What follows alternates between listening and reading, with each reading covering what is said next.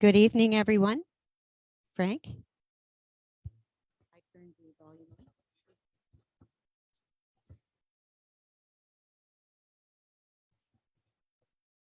I speak to everyone just like this, but keep it this one. Thank you. Good evening, everyone. Welcome to our monthly council meeting, and we will begin, as we always do, with the TNO meeting. First of all, I'd like to recognize some of our former mayors who are joining us this evening. We've got John Armstrong, former mayor of Clarendon. Nice to see you, John. Winston Sundstrom, former mayor of L'Île-aux-Allumettes. And we also have Gilles Dion, who is the former mayor of Mansfield with us. Welcome, great to see you again. We will begin the meeting with the opening and attendance. Could I have a resolution to open the meeting? Moved by Councillor Beauregard. All those in favor? Opposed? And that carries.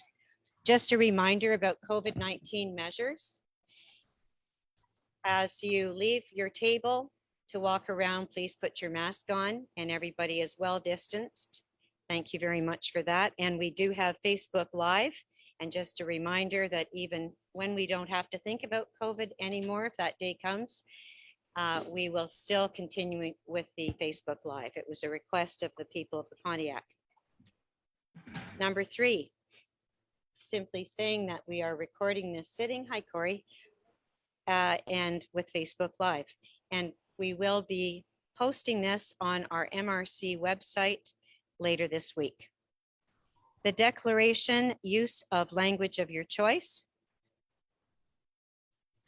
Je rappelle l'importance pour les membres du conseil régional et les autres participants à la séance de s'exprimer librement dans la langue de leur choix. Au besoin, il y aura la présence sur place d'une ressource de la MRC pour assurer une traduction.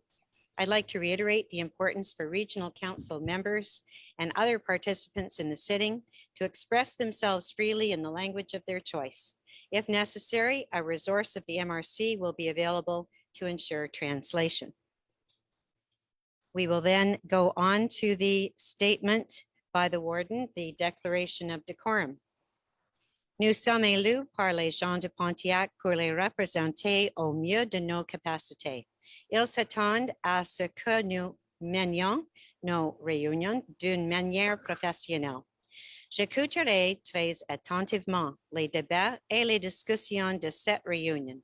Et si j'entends des paroles négatives ou des critiques à l'égard de quelqu'un d'autre, j'arrêterai la réunion et demanderai à cette personne de s'excuser. Je vous remercie. And in English, we are elected by the people of the Pontiac to represent them to the best of our ability. They expect us to conduct our meetings in a professional and businesslike manner. I will be listening very carefully to the debate and discussion in this meeting, and if I hear any words of negativity or criticism of anyone else, I will stop the meeting and ask that person to apologize. Thank you. Number 6, the reading and adoption of the agenda. Could I have a resolution? Moved by Councillor Kelly. All those in favor? Opposed? And that carries. Number 7, are there any declarations of interest or conflict in this agenda? Okay, seeing none, we will go on to number 8. Could I have a resolution to adopt the minutes of our last sitting, which was the meeting from the month of March? Moved by Councillor Lynn Cameron. All those in favor? Opposed? And that carries. And now we have a very important moment. The family of Cletus Farragon were invited to be here tonight, but they will be watching on Facebook. They felt that that was where they would like to be. And so I have the honor of beginning. I know that we were all shocked and surprised because a person like Cletus Farragon, who is larger than life, is a person that we hope is always going to be with us. And the Pontiac has lost a great man. On April 14th, he passed away peacefully at home, and he was with his family after a short battle with cancer. He will be deeply missed by the Pontiac. He was born and raised in Campbell's Bay, Quebec. Cletus devoted the greater part of his life serving both his hometown and the people who lived there. He was mayor for 9 years of Campbell's Bay, and his community involvement, though, far outweighed his political time. And one thing that I know of, and when Maurice Beauregard speaks, of course, we're going to get much more information, but I believe the RA is standing today in Campbell's Bay largely because of the efforts of Cletus Farragon. And we know that Cletus was always selling tickets to something. He was very good at everything that he did. He was an active volunteer and organizer, a leader and an advocate. His integrity and his work ethic were an example for all. He was a strong union man and represented the men and women at Smurfit Stone Consolidated. He retired in 2008 after 42 years of service at the Portage Mill. After retirement, Cletus began his volunteer driving for Transport Action, which I know he absolutely loved doing. Cletus is described as kind, strong, yet gentle, and I will add, with a great sense of humor. His generosity to everyone was noticed in many ways. As we all know, we've seen Cletus come to our council a few times in the last 2 years because when COVID started, he took on a personal project. He contacted through Facebook musicians and he got to know them very well. And he decided that it would be a great thing to hold a concert, and it would be at the end of the COVID, and it would be in Campbell's Bay. And he has done a lot of work on this. He's fundraised and he's been working very hard. He's quite a woodworker and he's made a lot of wood guitars and all kinds of wonderful things. I shouldn't give away the surprises. Well, I heard the great news that Tim Farragon, his son, will proceed to run the recognition event, and it will take place on July 22nd and 23rd of this year. And his celebration of life will actually be at that on July 22nd, and more details will follow. And if anybody's had a chance to look on Facebook, the outpouring of love, not only from many people in the Pontiac, but it was the outpouring of love from these musicians who felt that even though Cletus could not be there, they wanted to come and honor him and ensure that this event went on, and they're playing to his honor.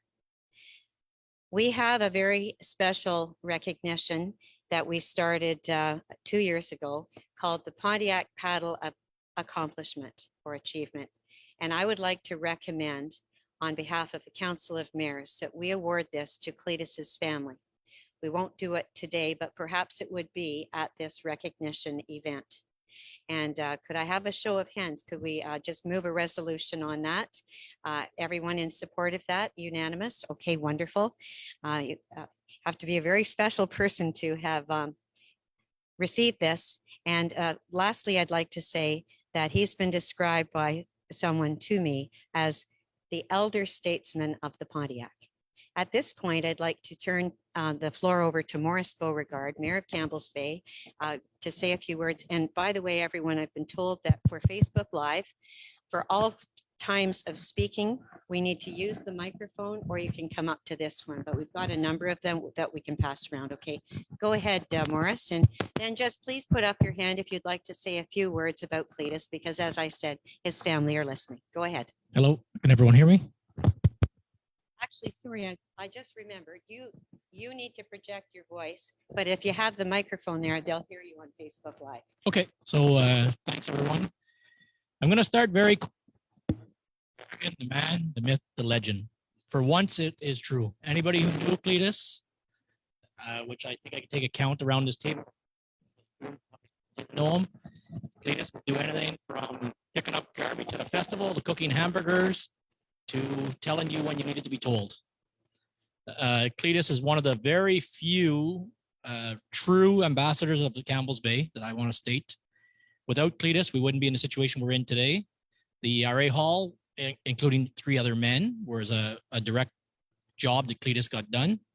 And just so everyone knows, that's been done in the 70s, but since then, he has still not let go. Our last festival we ran in Campbell's Bay, he claimed over $5,000 in 50-50 sales by one man himself. Cletus cared greatly about everybody, and you could be in Ottawa at a Kiwanis hockey tournament, and who'd be in the time box? Cletus Farragon. He took a crew with he paid a crew from his own money to go down and help support those tournaments that our teams weren't even in. There's not a kid in the Pontiac that didn't accept $5 from Cletus in a hockey arena once upon a time. And man is a legend, and he's going to be greatly missed. And I'd just like to admit, the only one thing Cletus liked more than Campbell's Bay was his family. So I'm wishing my best wishes to his two sons, his wife, and daughter-in-law, grandchildren, immediate family. And he's going to be a hard one to lose, but sleep well, everybody. And good Godspeed, Cletus.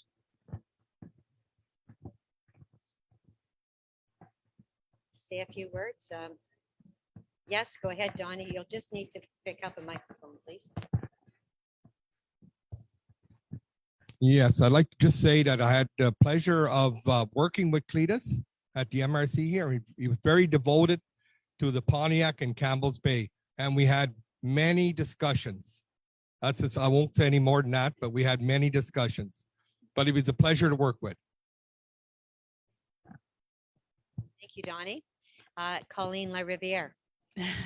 I could tell a few stories, but Cletus and I go way back. I guess the first time we worked together, I was 17. He was working for my dad. He was the campaign manager.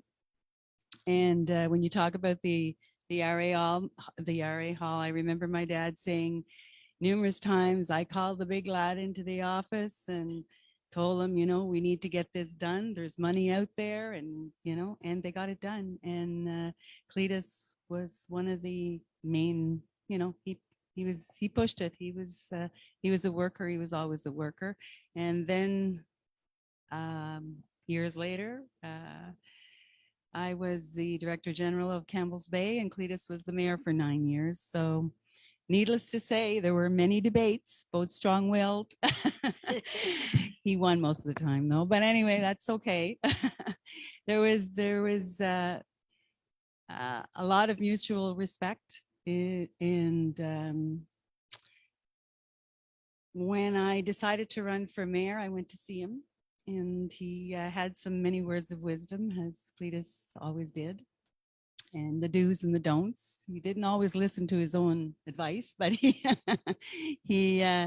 was always there. He was always very supportive, and Campbell's Bay will definitely miss him. The Pontiac will miss him, and I'm sure he's up there having a good shot of rye with Dad. So my sympathies obviously to the family, and thanks. Thank you very much, Colleen. Anyone else like to say a few words? Okay, I thought it would also be a good idea, maybe Morris could take carriage of this resolution, to have a resolution of sympathy and comfort to the family, and to, on behalf of the MRC Council of Mayors and the people of the Pontiac, just to recognize what a great contribution he made. Yeah, go ahead. Yeah, go ahead. Oh, great.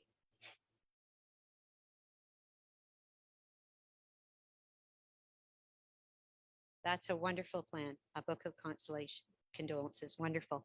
Okay, so will you take carriage of that resolution, please, that I've just said? Okay, thank you. Moved by Mayor Councillor Morris Beauregard, because we're in the TNO meeting. All in favor? And we will record it as unanimous. Thank you very much, everyone. Now we go to the public question period. Are there any questions about the TNO of members of that are attending? Okay, no. There is one e-question, actually two e-questions for the TNO. So I'll begin with the first one. You might remember last year that I showed some pictures of the airstrip that's up in the TNO. We have a very active group of pilots up there, and they a lot of people come in, who are hunting and various other reasons. But this gentleman, Francois Martel from Candiac, Quebec, writes me often with all of their projects. And what he's asked today, he says, Bonjour à vous. Comme vous avez probablement entendu parler par notre page Facebook, they have their own Facebook page, Les Amis de l'Aérodrome Nilgo. La communauté de l'aviation générale des environs s'est donné comme objectif de faire revivre cet aérodrome. Ma question est la suivante, seriez-vous intéressé à collaborer à sa mise à niveau? And so my response on behalf of all of us at this point is, j'organiserai une rencontre, voir comment nous pouvons collaborer. I will organize a meeting with Mr. Martel and his executive and Jason Durant to see how we might be able to collaborate, because I'm sure you would all agree with all the new interest in the Pontiac and especially in our wilderness, this could take off. We could have a lot of people interested, and it is very lucky that we already have this airstrip. So I'll go to the next question, which is pertaining to a concern about the repair of the Poussière Creek Bridge. Has anyone been up there? I've driven up, well, you're not supposed to drive over it, but we did. And I will say that I think it needs some work. Jason? Yes, good And evening, if you everybody. could give the name of the person who's asked the question, I didn't have that. This is actually a question from Mr. Richard Goodman. So just to let you know, actually, I'll go with the question there. So what action is being planned to repair or replace the Poussière Creek Bridge, which is currently designated informé? So actually, this bridge is located crossing the Poussière River, but it's very near the Dumoine River. Actually, it's so close. It's actually in the protected area of the Dumoine River. So we've been hearing about this bridge for a couple of years now. Even the MRC has applied for subsidies to repair this bridge. It's a pretty big bridge. It's at least estimated around $200,000 to rebuild this bridge. So, and as I was saying, well, this bridge, since it's in the protected Dumoine protected area, it's hard to have subsidies from the ministry because they subsidize bridge that for multi-resource use, including forestry. So this is why I guess it's been refused for the last 3 years at least. That's been demanded either by our RMRC or the ZEC Rapid. However, we will go on the territory. We'll have a field trip in the next weeks to go and check out every other access possible. I know there's an access coming up from north from Rabbit Lake. I think they call it Johnson Road, Mountain Road. So this is like maybe a potential, how can I say, alternative to get to most of these cottages in that area. And like I say, have an action plan. So, and then this Mr. had another question, and the question is how private contribution from camps and clubs along this road, which rely on the integrity of the bridge, going to be assessed. Well, I'm already talking to the Club Pingouin, the ZEC Rapid, the Dumoine River Rod and Gun Club. So yes, maybe, like I say, we won't be able to make miracles, but if we can work together and let's say, depending of the situation and the action plan that we'll define, maybe we can all chip in to try to fix the situation. But we'll do our best, and I cannot do any promises, unfortunately, at this point. No, better not to promise right now, but we will have a meeting. And so I think that's a good action, and I'm sure that gentleman will be happy to hear that. Sure. So thank you so much, Jason. With all the talking about Cletus Farragon, I overlooked the important minute silence that we are now going to observe. And so I'm going to turn the microphones off, and I would ask each of you to please think about Cletus Farragon for the next minute, just what a wonderful man he was and how much we will miss him. We will begin now. Thank you.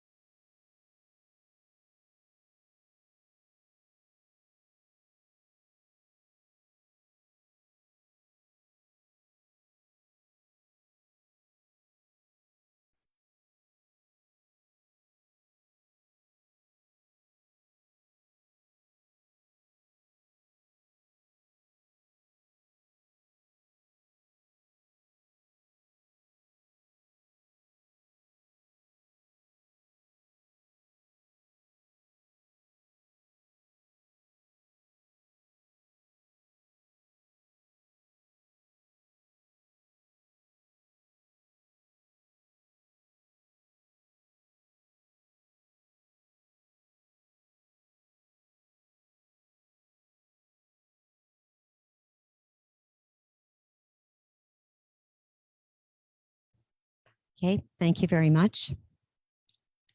We'll go to number 12, accounts paid, and we'll have a resolution after that. Annie Vaillancourt.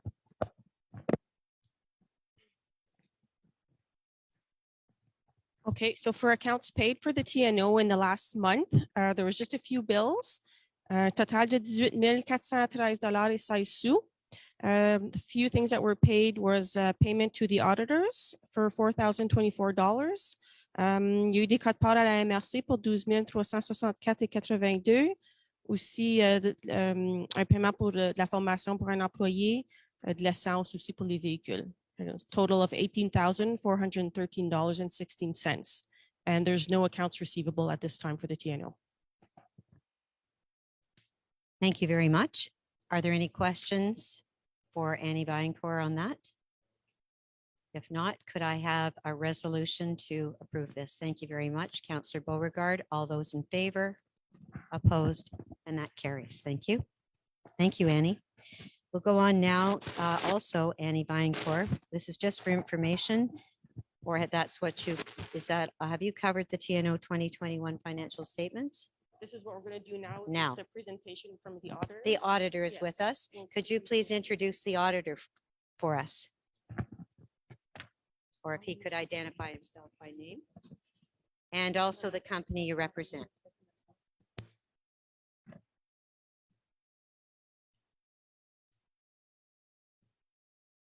Just come up here so everybody can see us.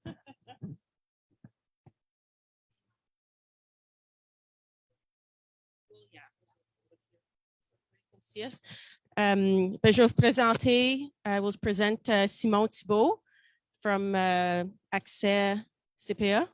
They changed the name, so I have to make sure I get it right. Which some of you know because he's been our auditor for a few years. And so we'll present to you for now the financial statements for the TNO for 2021.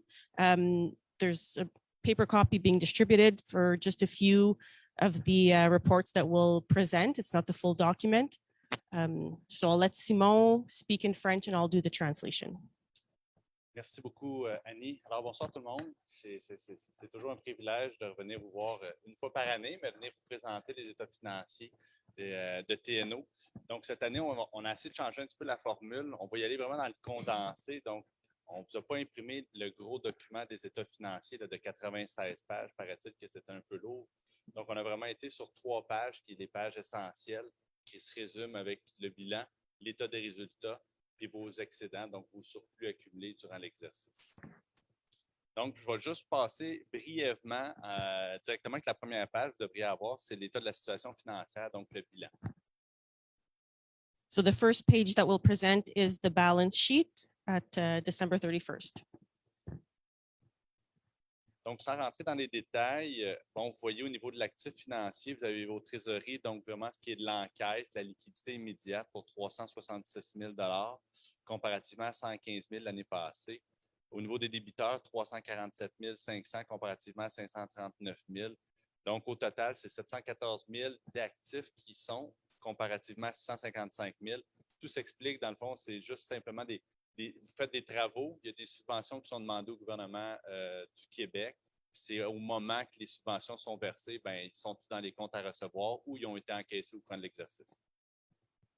Okay, so for the assets, we have, this is mostly what's in the bank account and then what's the receivables are. So for the bank account, it was at $366,606 and receivables were at $347,500 for a total of $714,106 compared to $655,573 for the year 2020. And fluctuations happen in the TNO like that because of the work that gets done, and there's a lot of grants that we receive. So sometimes they're receivable, sometimes they're in the bank account. So it just goes up and down. Ensuite de ça, au niveau des passifs, vous avez les créditeurs, les charges à payer, donc toutes les dépenses qui étaient à payer au 31 décembre, qui totalisent 149 500 comparativement à 80 399. Encore une fois, c'est en lien avec les travaux qui sont faits. Donc, des fois, il y a des factures qui arrivent à la fin de l'exercice. C'est pour ça que le montant peut fluctuer d'un exercice à l'autre.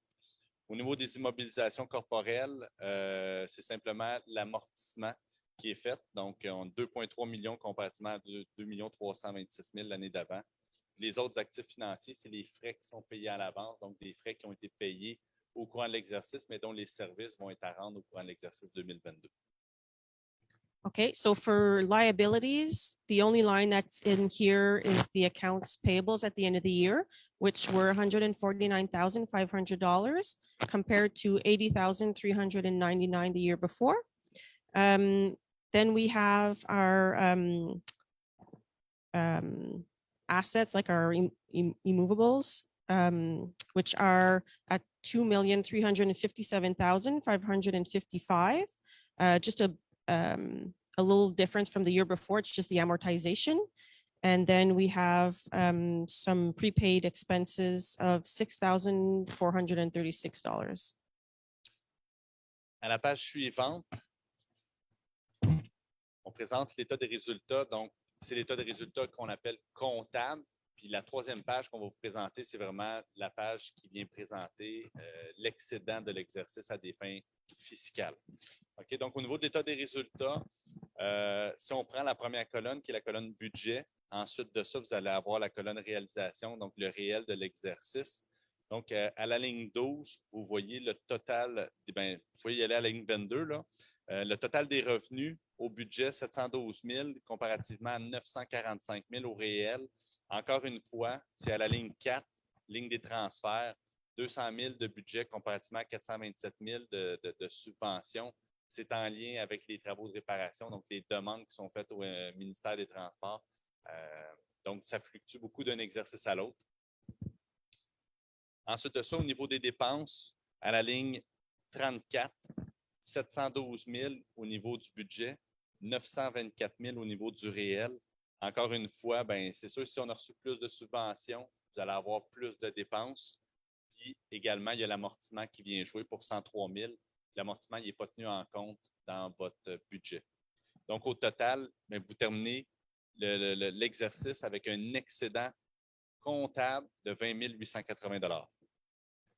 Okay, so the next page is the income statement for the year, which has revenues and expenses.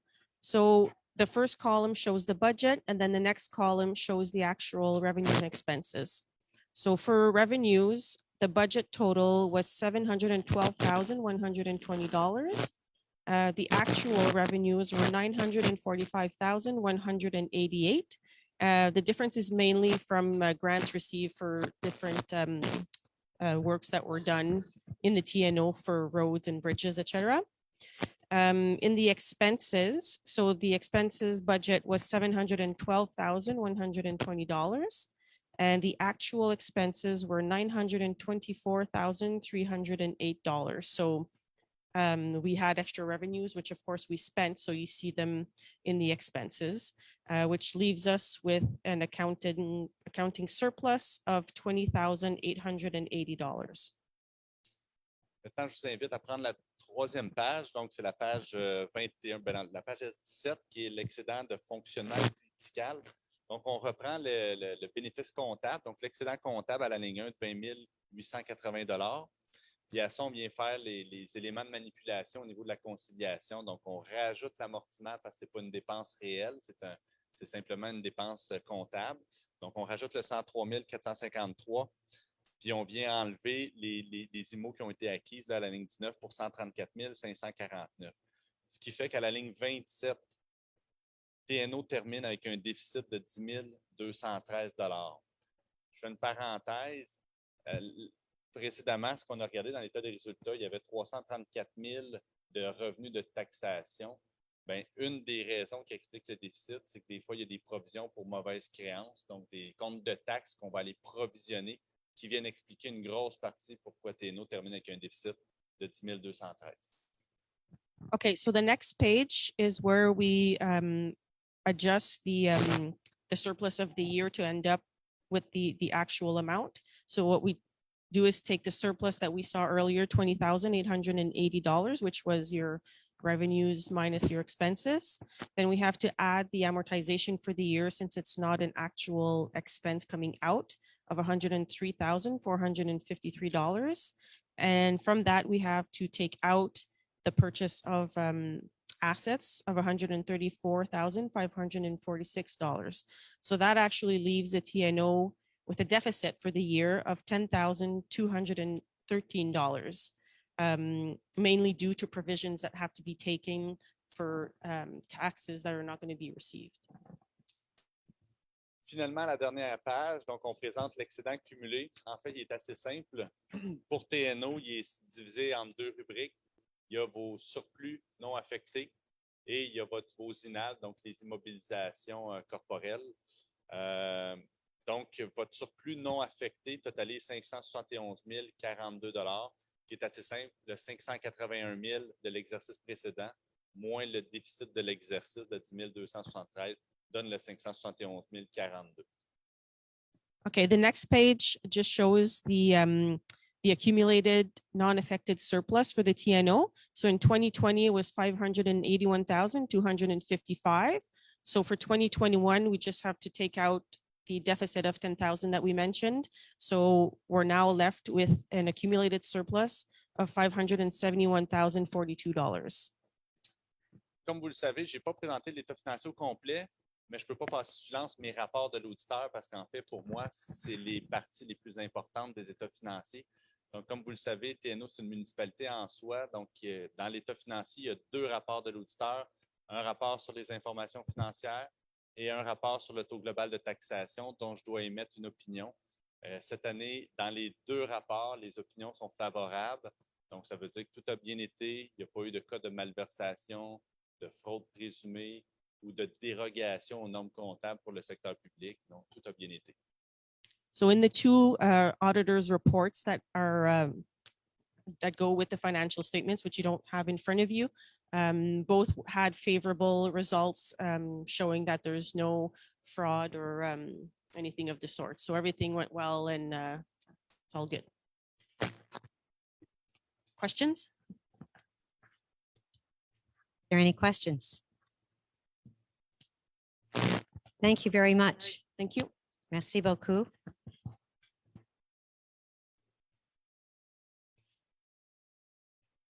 So that was for information. We do not need to move a resolution on that. Thank you. Number 14. Oh, okay.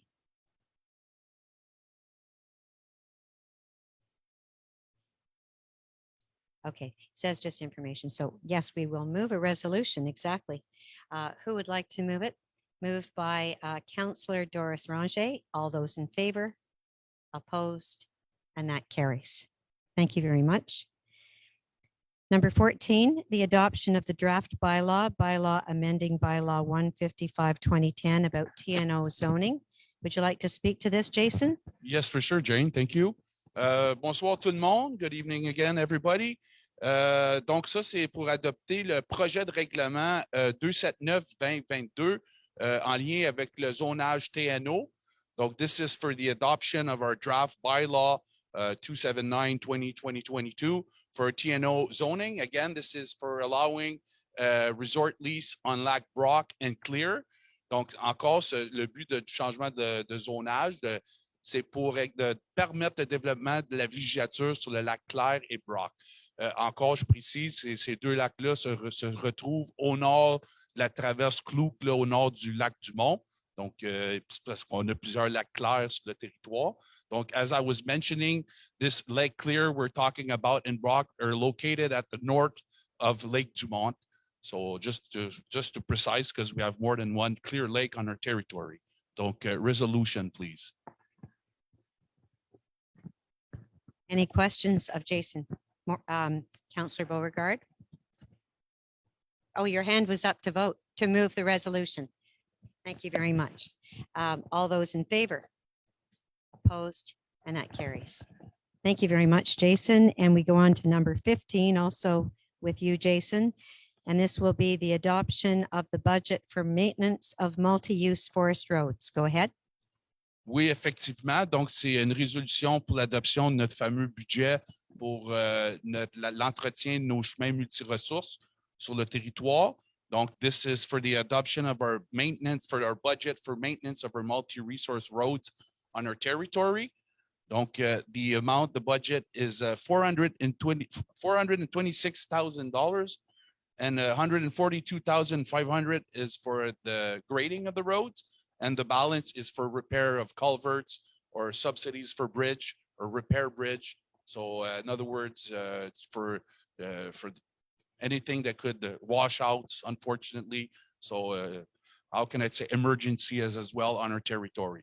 Donc, en gros, encore le budget, on parle ici d'un budget de 426 062 $. Et ça, c'est le budget au complet. Puis on parle d'à peu près 142 500 pour le nivelage des chemins. Puis la balance d'argent, c'est vraiment là, pour soit changer des ponceaux, réparer des ponts. Évidemment, on essaie de toujours aller chercher le plus de subventions possible. Donc, souvent, on a des sommes d'un minimum à fournir. Donc, cet argent-là est dédié pour ça. Donc, résolution pour le budget, s'il vous plaît. Merci beaucoup. Question or go ahead. Moving the resolution. Thank you very much. Councillor Sandra Armstrong. All those in favor? Opposed? And that carries. Thank you very much, Jason. Thank you. Good job. Merci. So now we will go to the closing of the sitting. I need a resolution moved by Councillor Orr. All those in favor? Opposed? And that carries. Well, I'd say that was the most action-packed TNO meeting we've had in quite a while. So now we will go to our regional council meeting of April the 20th. We'll begin with the opening and attendance. So first we'll have a resolution to open, moved by Mayor Odette Godin. All those in favor? Opposed? And that carries. So I'll read out your names. Please say present or present. Corey Spence, Carl Mayer, Brent Orr, Alain Gagnon, Maurice Beauregard, Donald Gagnon, Edward Walsh, Christine Francoeur, Jean-Louis Corriveau, Terry Lafleur, Sandra Armstrong, Lynn Cameron, Doug Russell, who's joined us with Zoom, is with us. Thank you, Doug. Yes, we hear you. Thank you. Bill McCleary, Doris Ranger, Colleen LaRiviere, Karen Kelly, Odette Godin, Bernard Waugh, Annie Viancourt, Travis Ladisser, Kim Lesage, Natasha Guimet, Julian Gagnon, not yet, Colleen Jones, is absent and replaced by Frank. Thank you, Frank. Cindy Phillips and Jason Durand. Thank you very much. We'll go on to number 2. Simply that this meeting is being recorded and this sitting is being recorded on Facebook Live, and it will be available on the MRC website later this week. The declaration of language of your choice. Je rappelle l'importance pour les membres du conseil régional et les autres participants à la séance de s'exprimer librement dans la langue de leur choix. Au besoin, il y aura la présence sur place d'une ressource de la MRC pour assurer une traduction. I'd like to reiterate the importance for regional council members and other participants in the sitting to express themselves freely in the language of their choice. If necessary, a resource of the MRC will be available to ensure translation. And the next item is the declaration by the Warden of Decorum. Nous sommes élus par les gens de Pontiac pour les représenter au mieux de nos capacités. Ils s'attendent à ce que nous menions nos réunions d'une manière professionnelle. J'écouterai très attentivement les débats et les discussions de cette réunion, et si j'entends des paroles négatives ou des critiques à l'égard de quelqu'un d'autre, j'arrêterai la réunion et demanderai à cette personne de s'excuser. Je vous remercie. We are elected by the people of the Pontiac to represent them to the best of our ability. They expect us to conduct our meetings in a professional and businesslike manner. I will be listening very carefully. And if I hear any words of negativity or criticism of anyone else, I will stop the meeting and ask that person to apologize. Thank you. Now for the reading and adoption of the agenda, we have one change. An item needs to be moved up to do with the auditor, I believe. Bernard, would you like to elaborate? Yeah, it's a request just to bring forward the item on the audited statement, financial statement from item 17 to item 13, just before the general administration, to allow our auditor to leave just after his presentation. So just so I make a note of this and get it right, you're saying that when we come to after the coronavirus follow-up, after 13, right there, we're putting in it's 17 point what? Just 17, and it's the auditor's report? Okay, very good. That way our auditor doesn't have to wait around. Perfect, thank you. Good idea. Are there any declarations of conflict of interest on this agenda? Okay, seeing none, we will go on now to the adoption of the minutes of the last sitting, which was the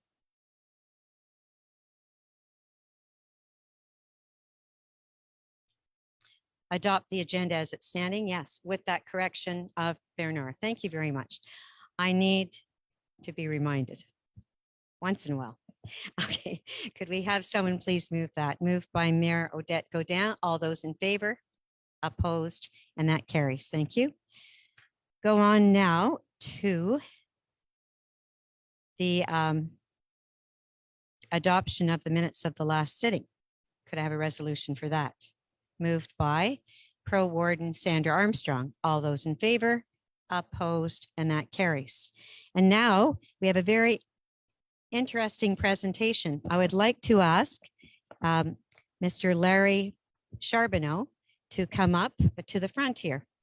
And just one picture at a time, if we could, Nat. Thank you. Okay, yes. I should put mine on as well.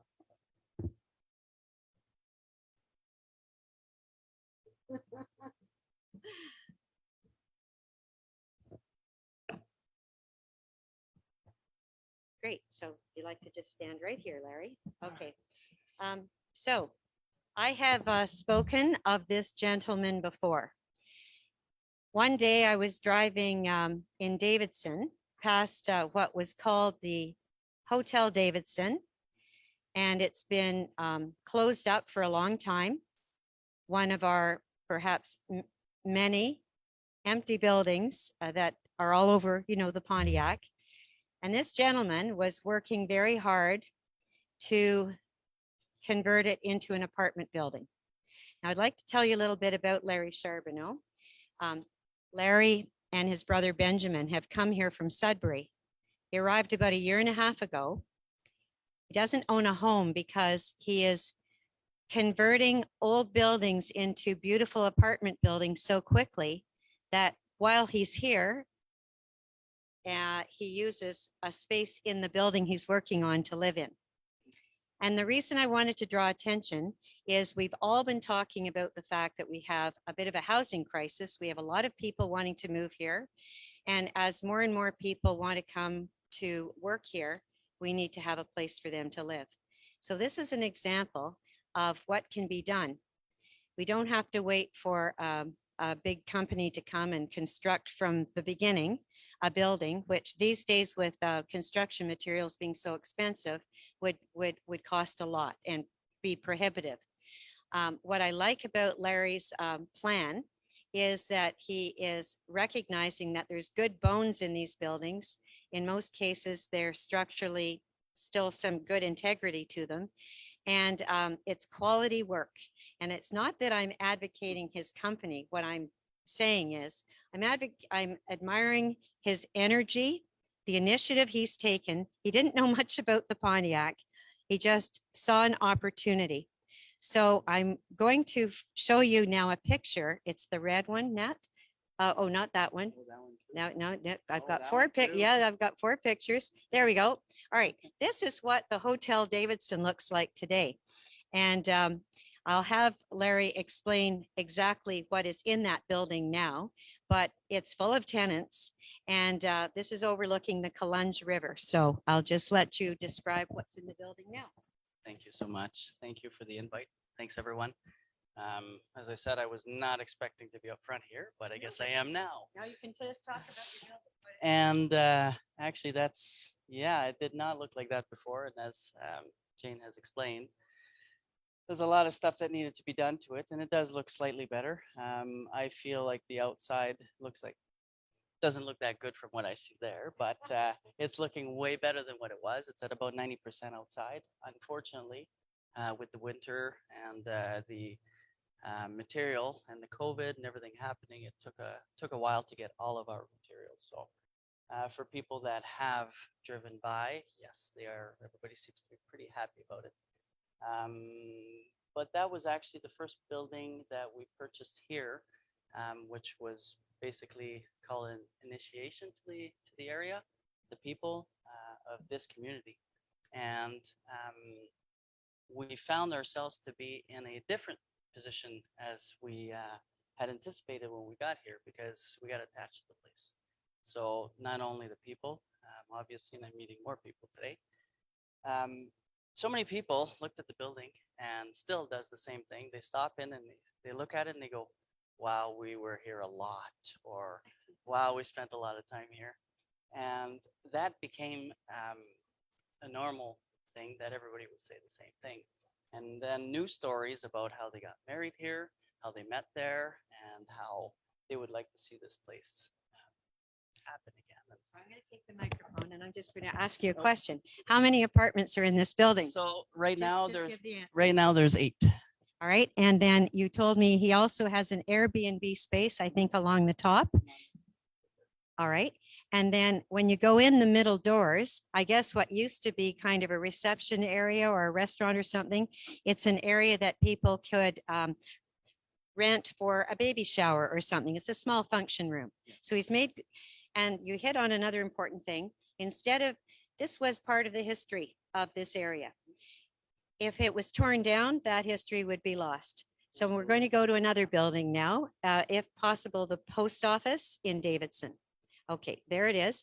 So Larry had the opportunity to purchase the post office. The post office still is a tenant on the lower floor. But I heard, is it true there are 5 apartments there? There are, 5 yes. apartments, Yes. okay. Now we'll go to the picture of the Pearson Hotel or the Percy. All right. Now this, I'm looking at Gilles Dion because at one point, I don't know, I think it was just a rumor, and I don't want to get any municipalities in difficulty, but I had heard that it might have been used for fire practice. And so fortunately, the municipality instead sold it to someone. And then that person started to work on it. But Gilles Dion told me they can't take that building down. I met my wife there. And so sure enough, Larry had the opportunity to pick it up, and he and his brother Benjamin, I drove by, this is like taken today or maybe yesterday, all Easter weekend they were working. So the plan here, and he's going to be putting new tin on the outside. I don't know what color, you'll have to surprise us, but he said he'd like to bring back the old original veranda on the front from pictures that he will, be given. And I suggested that he should call it something like the Hotel Pearson Apartments, so that you still have the name. So you see what the reason I'm talking about this is, in each of your municipalities, you have buildings that have been empty for quite a while. And a person like this can accomplish great things. So how many apartments will this have? So 9 on top, and whatever happens to the basement, we'll figure that out as we go, but we're hoping to produce at least 15 if we can. So this is how we start to solve our housing. And the last building is the former, I think, Comptoir Saint-Pierre. And this was recently sold to Larry and Benjamin. And I think structurally it needed a little bit of work. And Larry told me that someone came by and said to him, what are you going to do with that? And he said, the first thing I'm going to do is put jacks in to straighten it. Now, another person might say, well, you just have to tear it down. But if that were to disappear, that's right on Bohm Street as you come in Fort Collonge. It's been a landmark. And again, it's the memories and everything else. Yeah. So I think we've used up all the time and I've done most of the talking, but I just wanted to recognize the fact that that Mr. Charbonneau and his brother are with and also employing other local carpenters, and you have plumbers and electricians also coming in to help.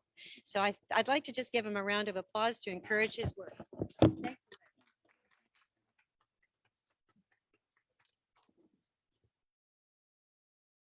Okay, perfect. So now we will go right into the agenda, number 9, the warden's report.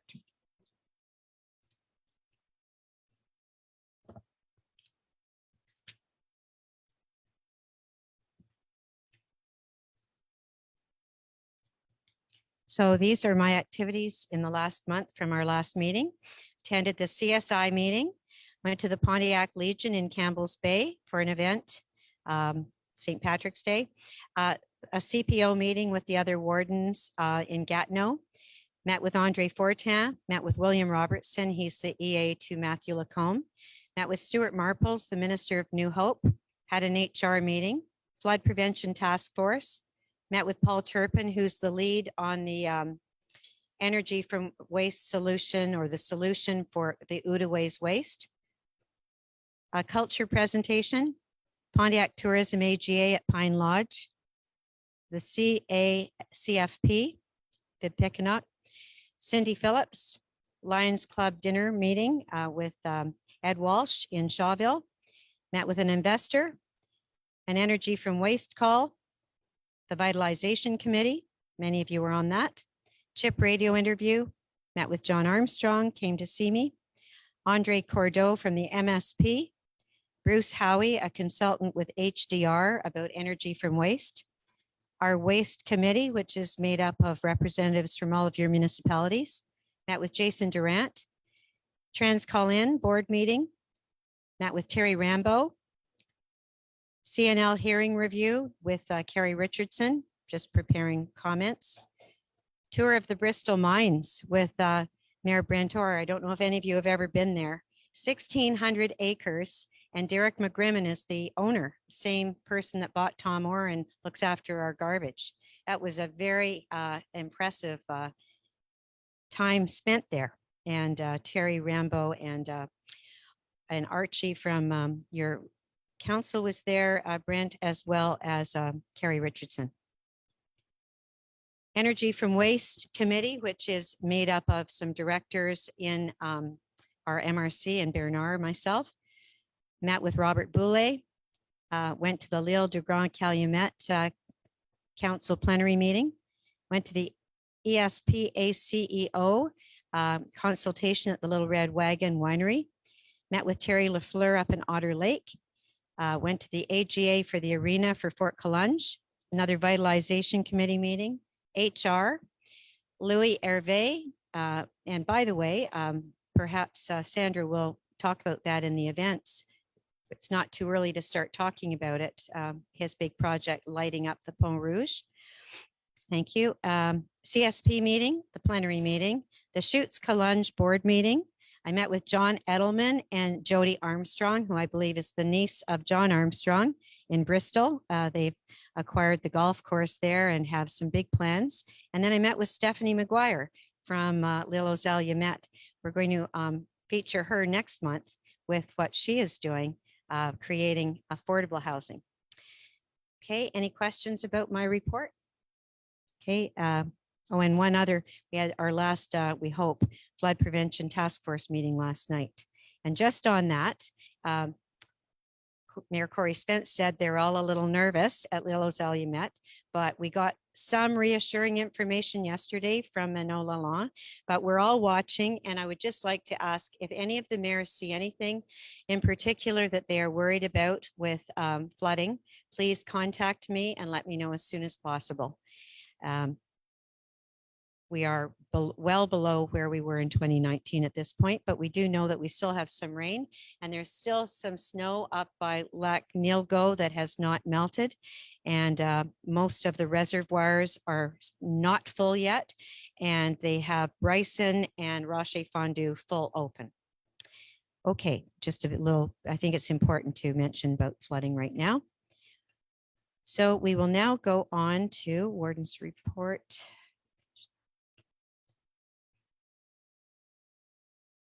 Thank you. We're going to the announcements or events in all of the municipalities. So we will begin. Kim, would you mind doing the services? Thank you, with the microphone so people on Facebook can hear. So we'll start with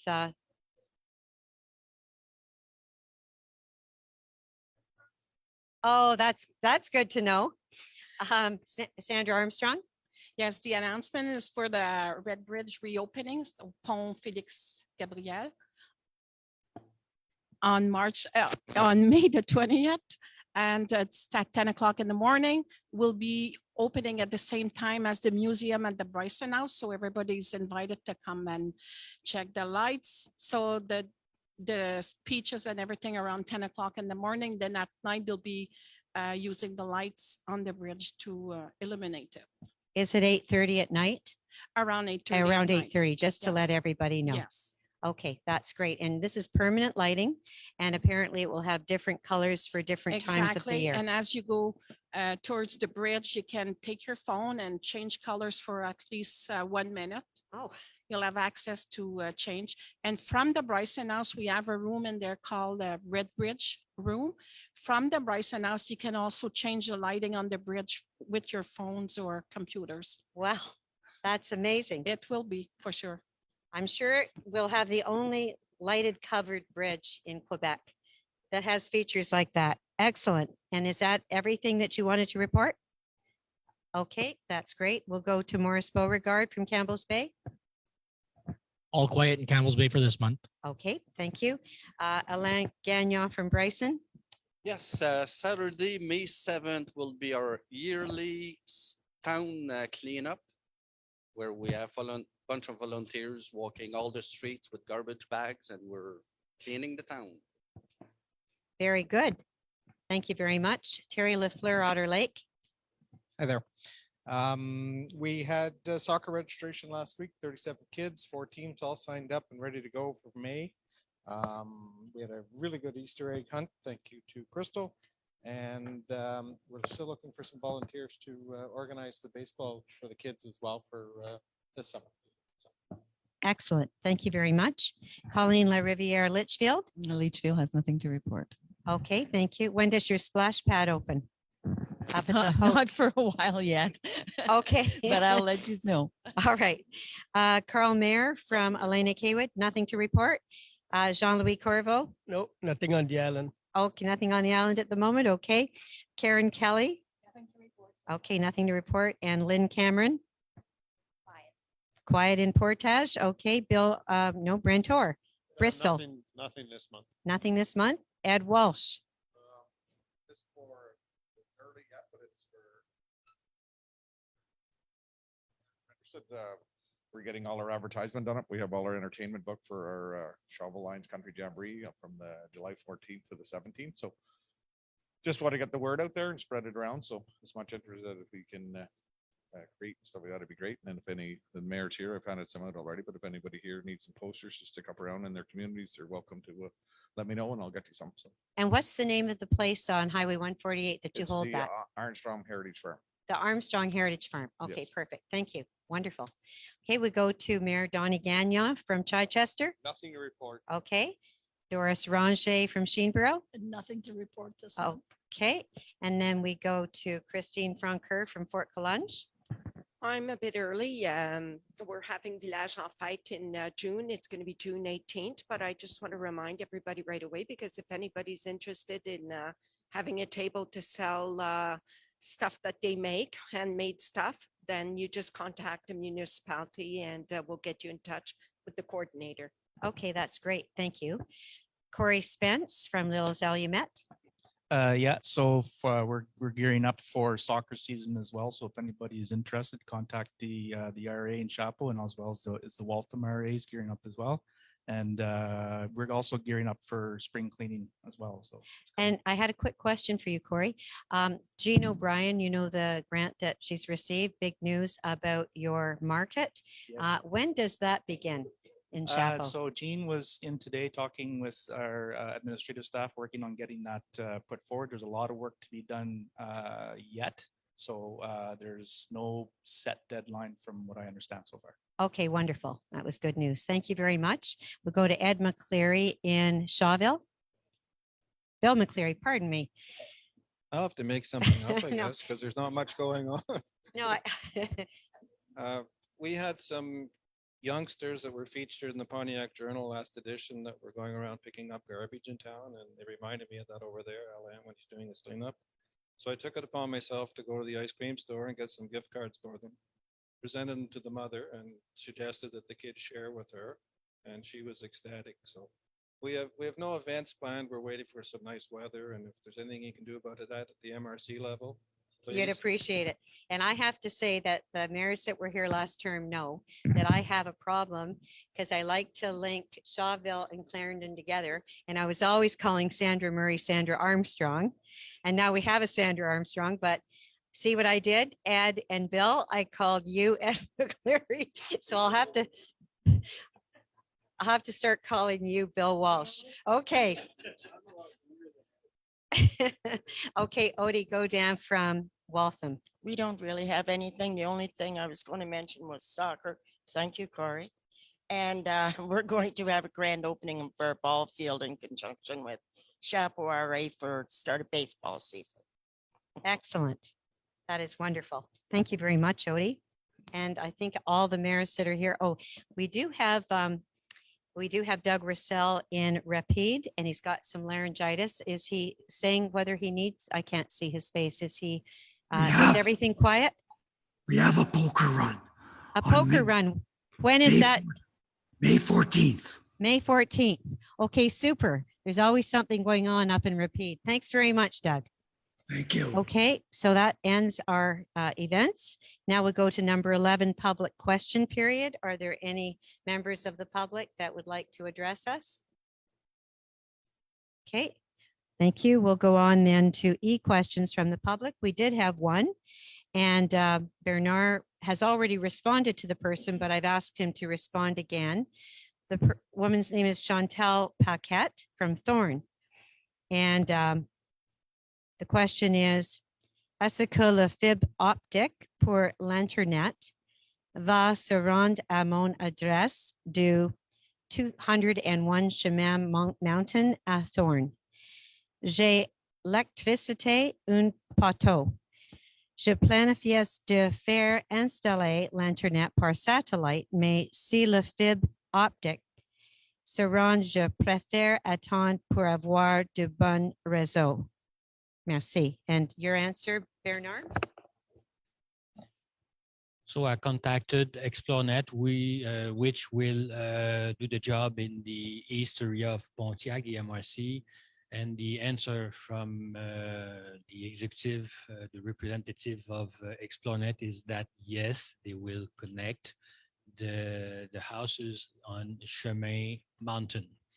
And the great deal in that is that after I contacted that person, two of her neighbors also called me or wrote me to ask the same question, and for all three the answer from ExploreNet is yes, we will connect those houses.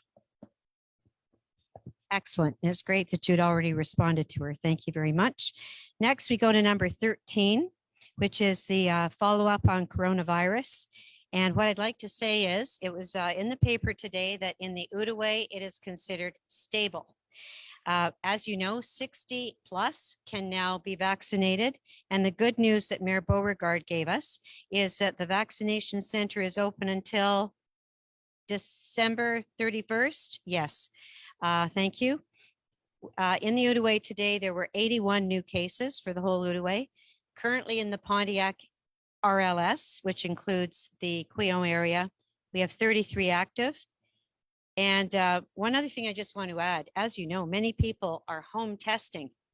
And so that's not included in this, but that's a good thing because if they're home testing and they find out that they're positive, they're staying home and they're not necessarily having to go to the CLSC or the hospital. So thank you. And we are still, as we go into stores and businesses, still wearing our masks. Bernard, would you like to give an update on the MRC? Yeah, but we are still open. We enjoy to serve people when they are coming or calling someone at the MRC. Otherwise, we take care of each other, and also ask people take care of themselves, keep safe, and stay healthy. Any questions or comments about COVID? Yes, Morris. 75%. Okay, thank you. Good question. All right. At this point now, we will go to number 17, the auditor's report. Annie?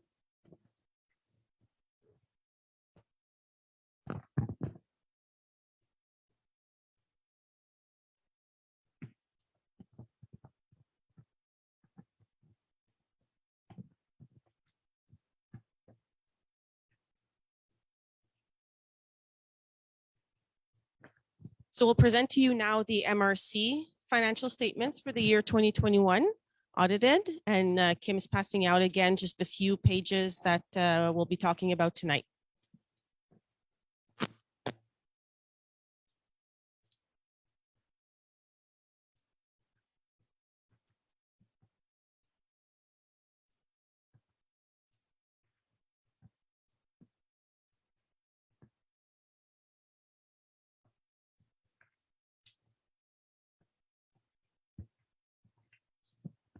Excellent, tout le monde a une copie.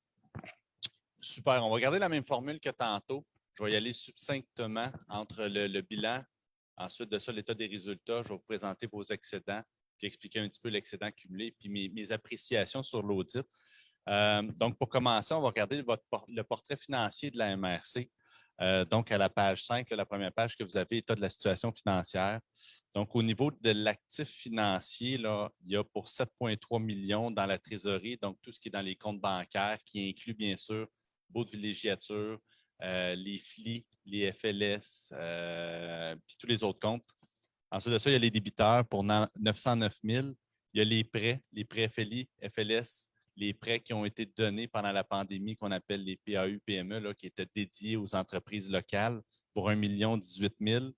Puis vous voyez à la ligne 5, c'est nouveau de cette année, partenariats commerciaux pour 157 076. En fait, c'est la participation de la MRC dans Connexion Fibre Picana. L'année passée, il y avait une réserve au rapport de l'auditeur parce qu'on n'avait pas réussi à obtenir les états financiers à temps opportun. Cette année, on les a reçus, donc on a fait un redressement, puis on est venu inscrire et comptabiliser la participation de la MRC. Okay, so the first page, again, you have the balance sheet. So if we look at the first part, which has the assets, so first line is all of the accounts, the bank accounts put together. So we have like the MRC, the leases, all the loans accounts, etc. So those total $7,369,245. Accounts receivables were at $909,688. And then the loans given out to businesses, including the emergency loans for COVID, those total $1,018,895. And the other amount that you see, commercial partnership, is new from this year. We were supposed to put it in 2020. There was a note by the auditors in our financial statements because we didn't have the information on time. We weren't able to do it. This is the MRC's share in Connexion Fibre Picana. So that is a total of $157,076. So your total assets are $9,454,904. Au niveau des passifs financiers, vous avez les créditeurs, les comptes à payer, donc au 31 décembre pour 917 358. Ensuite de ça, à la ligne 12, il y a les revenus reportés pour 5 233 219. En fait, c'est tout l'argent, toutes les subventions qui ont été encaissées par la MRC, mais dont les dépenses n'ont pas encore été faites. Donc, on met l'argent dans des revenus reportés qui va être dépensé dans les années futures ou en 2022. Ensuite de ça, il y a la dette à long terme, 3 139 723, qui inclut la partie des prêts FLI, FLS, PAU, PME. Donc, et à la ligne 17, l'actif financier, donc l'actif financier moins les passifs, 164 604. Au niveau de l'actif non financier, il y a les immobilisations corporelles, donc 5 188 733. Et les autres actifs non financiers, bien, ce sont les frais payés d'avance. Donc, encore une fois, c'est des dépenses qu'on a faites durant l'exercice 2021, mais dont les services vont être à rendre en 2022. Okay, so for the liabilities, so we have accounts payables at the end of the year for a total of $917,358. And we have accrued revenue. So these are all grants that we've received in our bank account throughout the year, but that have not necessarily been spent yet. So they'll be spent probably in the current year. So that's $5,233,219. Our long-term debt, which is everything again together, including the flea loans, FLS. So those are $3,139,723. So, and then we have the active, the net assets, financial assets of $164,604. For the mobilizations, they're at $5,188,733. And then we also had some bills paid in advance for 2022 of $57,040. À la page suivante, vous avez l'état des résultats détaillés. Je ne veux pas passer ligne par ligne pour vous présenter le budget versus le réel. Je vais essayer quelque chose de nouveau cette année. Simplement pour vous rappeler, la MRC, elle reçoit de l'argent, elle reçoit des subventions et elle va engager des dépenses. Donc, dans les états financiers, il y a beaucoup de revenus que dès que la MRC comptabilise un revenu, elle va avoir la même chose au niveau des dépenses. Donc, au net, ça devrait arriver à zéro. Les dépenses qui sont non financées, exemple du salaire, les frais d'administration, le chauffage, bien, essentiellement, ce sont les quotes-parts qui vont venir financer ça, plus d'autres petites subventions et d'autres petits revenus. Donc, simplement pour faire un récapitulatif, à la ligne 22 de la page que vous êtes en train de regarder, il y a les revenus totaux, 8 200 000. Je vais vous faire une liste. Ce sont tous des revenus qui vont totaliser 3,8 millions, mais qui a 3,8 millions de dépenses. Donc, il n'y a aucun effet sur les aides des résultats. On parle des baux de villégiature, des terres publiques intermunicipales, les programmes de la SHQ ainsi que l'inspecteur, les programmes FLS, FLI, les amendes qui sont collectées sur le territoire et qui sont redistribuées, les investissements dans les immobilisations, c'est financé par des subventions, tout ce qui est du FDT, le Fonds de développement des territoires, les subventions du ministère, le FARR, puis le remboursement de la dette. Donc, tout ça mis ensemble, les revenus égalent des dépenses, donc ça n'a aucun impact dans les états financiers. Okay, so what we're saying here is that in the MRC budgets, we always have a lot of revenues that come from grants. So they come in and they come back out, same thing. So if you look at your second page where we have the income statement, again, in the second column, those show your real numbers. Line 22, you see the total revenues for the MRC, which are $8,204,959. So of that, we have $3,860,430 that are all monies that are coming in and then going back out. There's the same amount of expenses.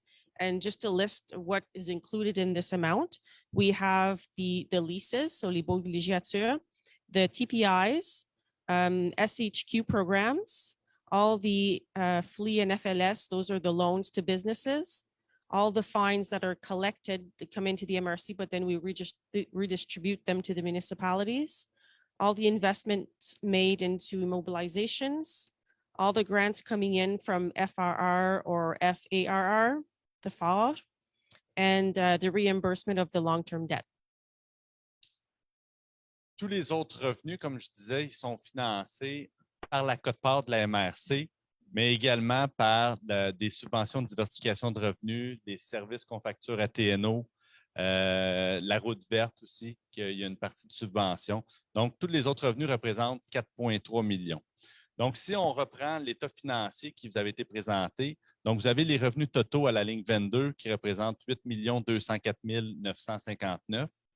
On enlève les dépenses totales qui sont présentées à la ligne 34, donc 8 386 570, ce qui donne un déficit comptable de 181 611 $. À ça, on fait la manipulation, ce qu'on appelle la conciliation à des fins fiscales. Donc, on vient enlever les revenus d'investissement, on rajoute l'amortissement, on met le paiement de la dette à long terme, puis toutes les autres affectations qui sont passées au cours de l'exercice. Et la MRC termine avec un déficit de 2 199 $. Okay, so the other revenues that come into the MRC are, of course, the shares for a little over 3,100,000. We also have revenues that are kept at the MRC from FDT or FRR grants, diversification of revenue, TNO services. Then we have a whole bunch of other small sources, also the MTQ for the PPJ. And then the other expenses at the MRC, I didn't mention earlier, that are financed by shares would be like salaries which aren't covered by grants, and all of the fixed expenses like hydro phones and all those expenses. So as mentioned, the MRC has revenues of 8.2 million for the year. The expenses were a total of $8,386,570, which gives you the accounting deficit of the year of $181,611. And then we have to do all the adjustments, like we mentioned at the TNO, of adding the amortization, taking out the investment revenues, all the other affectations that are done throughout the year. So the MRC actually ends with a deficit of $2,199. Où je veux attirer votre attention, lorsqu'il y a eu l'adoption du budget de 2021, il y a eu une affectation. Donc, on est allé utiliser 333 381 pour combler le budget. Et puis là, en terminant avec un déficit, donc on n'a pas réussi à générer suffisamment d'excédents pour le remettre dans les surplus non affectés, ce qui fait qu'on est vraiment venu diminuer les surplus accumulés non affectés de la MRC. Si je continue, il y a eu le budget 2022 qui a été adopté et on a été chercher 340 000 $ de nos surplus accumulés non affectés. Donc, en 2022, si la MRC termine en équilibre budgétaire, ça veut dire qu'en 2 ans, elle va avoir utilisé 700 000 $ de ses surplus accumulés. Puis tantôt, je vous ai mentionné qu'il y a beaucoup de revenus, quand la MRC les comptabilise, à avoir des dépenses équivalentes. Donc, les seules sources de revenus qui peuvent être ajustées, à l'exception des subventions, que des fois, ils sont non récurrentes du gouvernement, ça demeure dans les quotes-parts. Okay, so the next point that is important to mention is that the MRC had budgeted in its 2021 budget to balance the budget to use $333,381 from the surplus, which in the end was used. So in the budget for 2022, we again had budgeted to use part of the surplus to cover some of the expenses. So that's $340,963.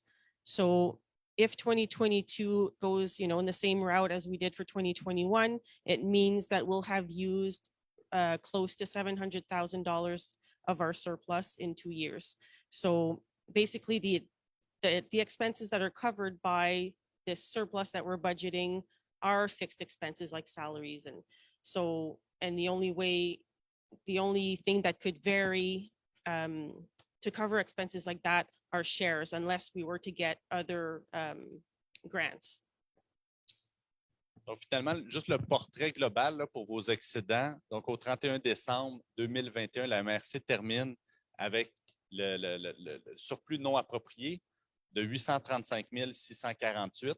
Donc, on prend le 1 170 000 du début, moins l'affectation du budget 2022, moins le déficit de l'exercice qui donne le solde final de 835 642. Ensuite de ça, au niveau de l'excédent cumulé à la fin, il est de 365 545. Donc, on prend le solde au début de 357, plus l'utilisation durant l'exercice, puis là, on rajoute l'affectation de l'année prochaine pour 2022, ce qui donne le solde total. Puis le restant, c'est dans les réserves financières, donc tout ce qui est dans les comptes de banque du FLI FLS que vous ne pouvez pas toucher parce que c'est dédié pour ça. Puis le restant, c'est dans les immobilisations corporelles.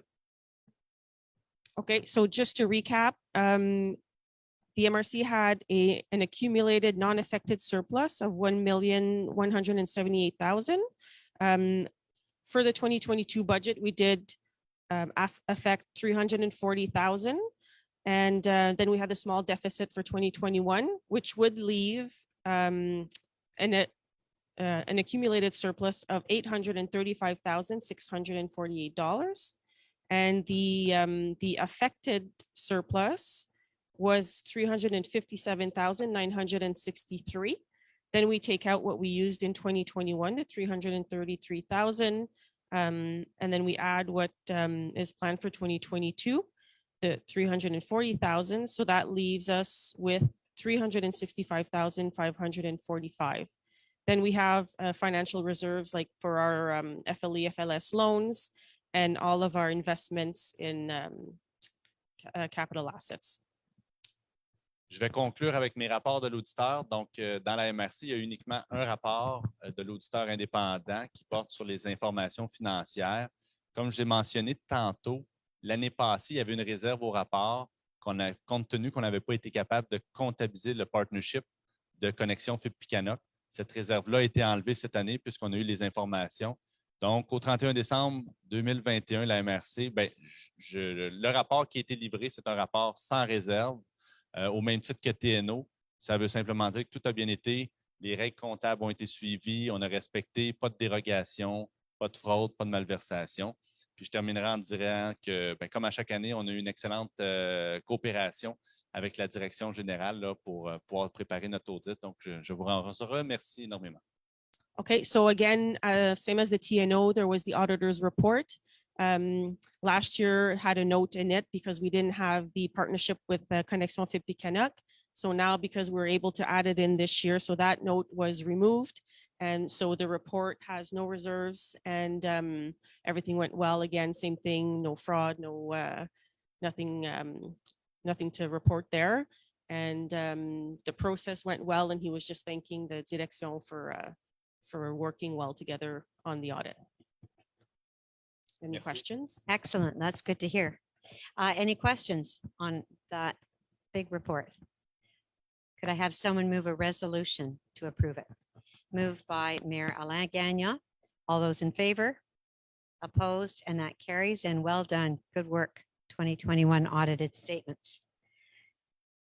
So now we are going back to 14, General Administration. Starting with the steps for the future of Connexion FIP-Picanoc, a resolution. My name is on this as well as Bernard. Bernard, would you like to speak to this?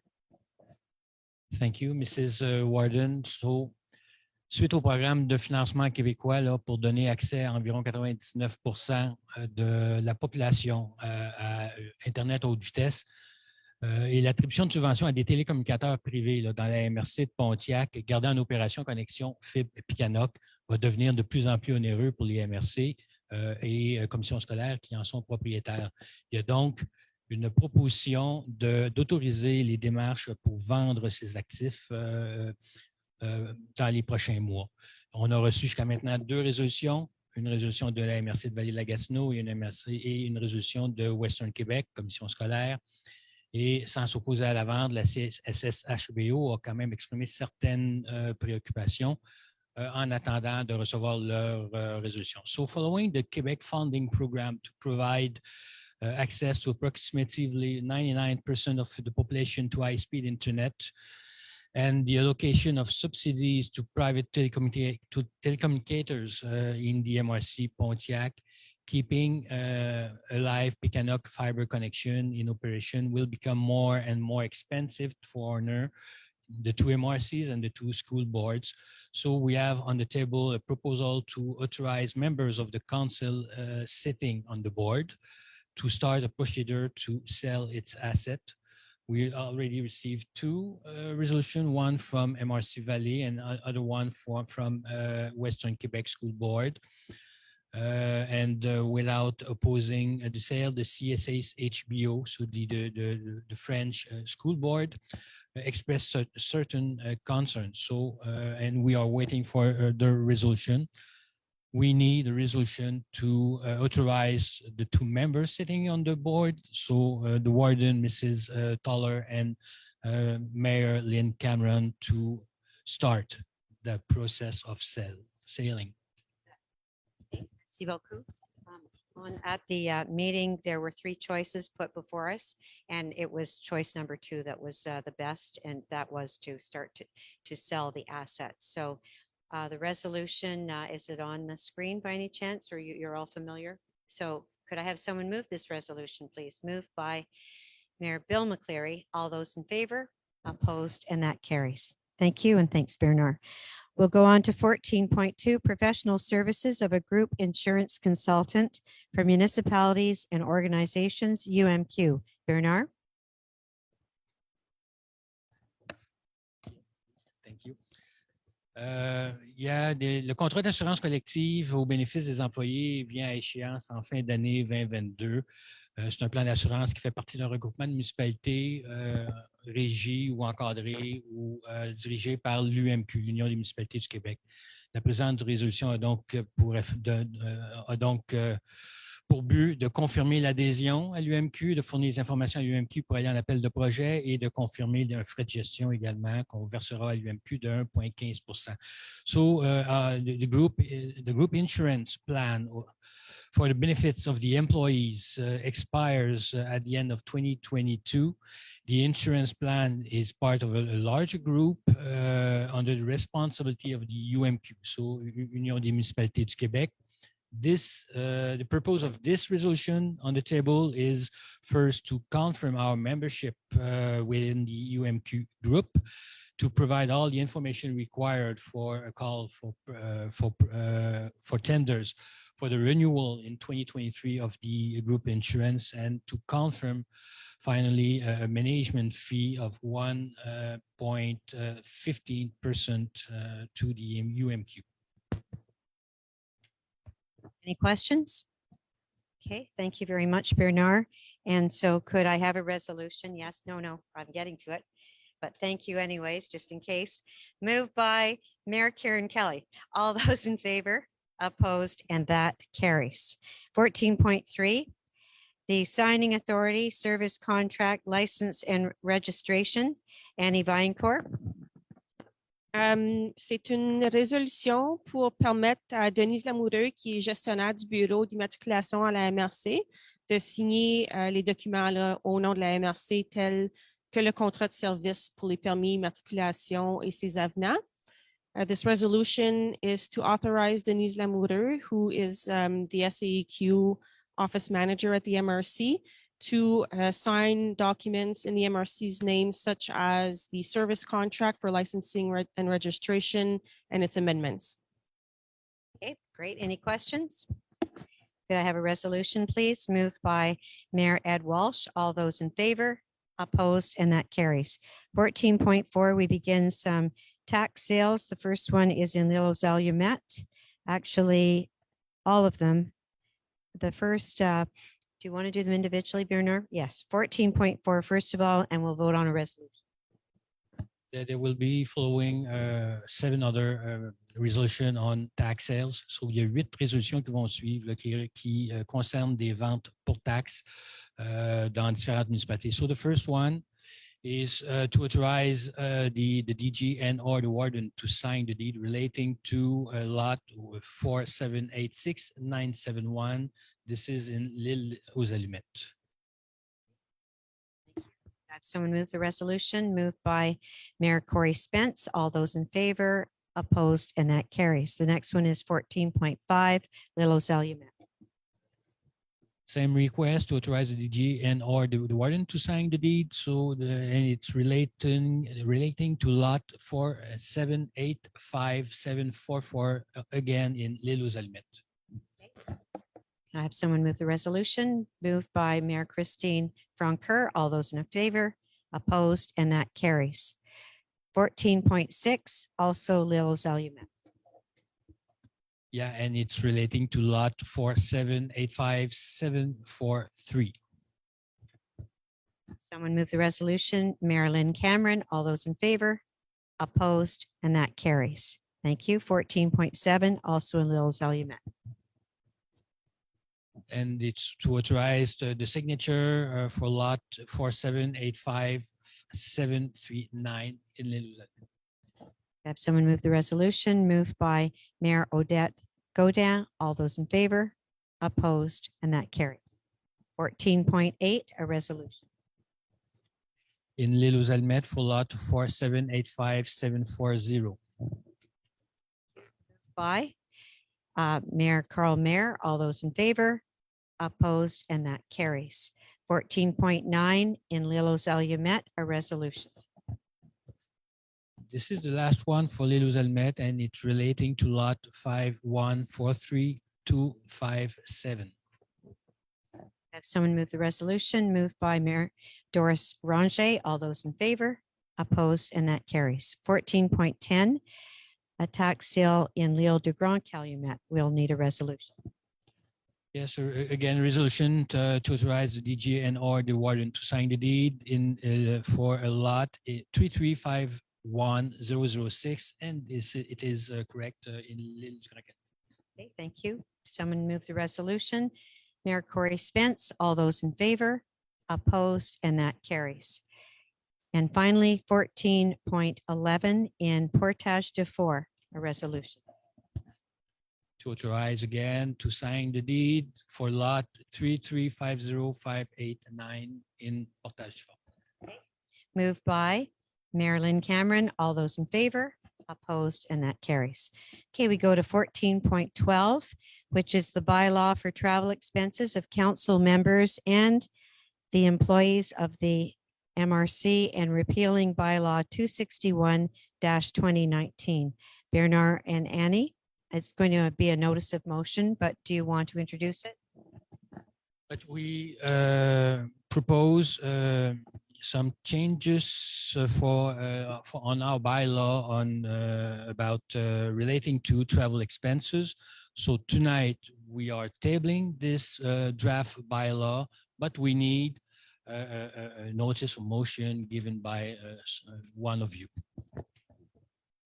Moved by Mayor Karen Kelly. All those in favor, opposed, and that carries. Thank you. We'll now go on to 14.13, recommendations on COVID-19 financial aid, a resolution. Annie Viancourt. Yes, there's two for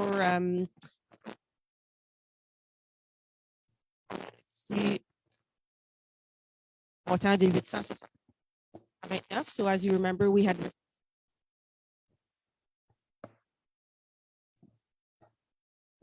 $29. Nations that are both for our geometric technique. And just give you the amount here is cents. We're also replacing a computer or for accounting and buying an extra and 85 cents. Okay, thank you very much.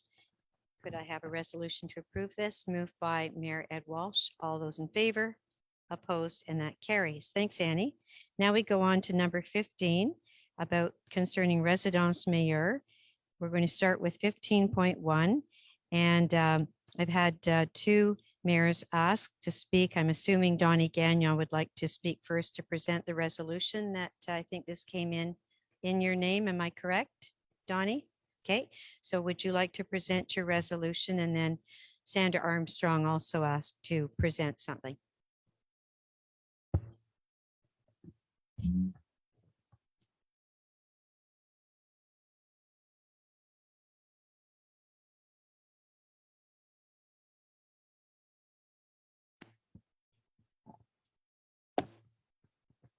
Second.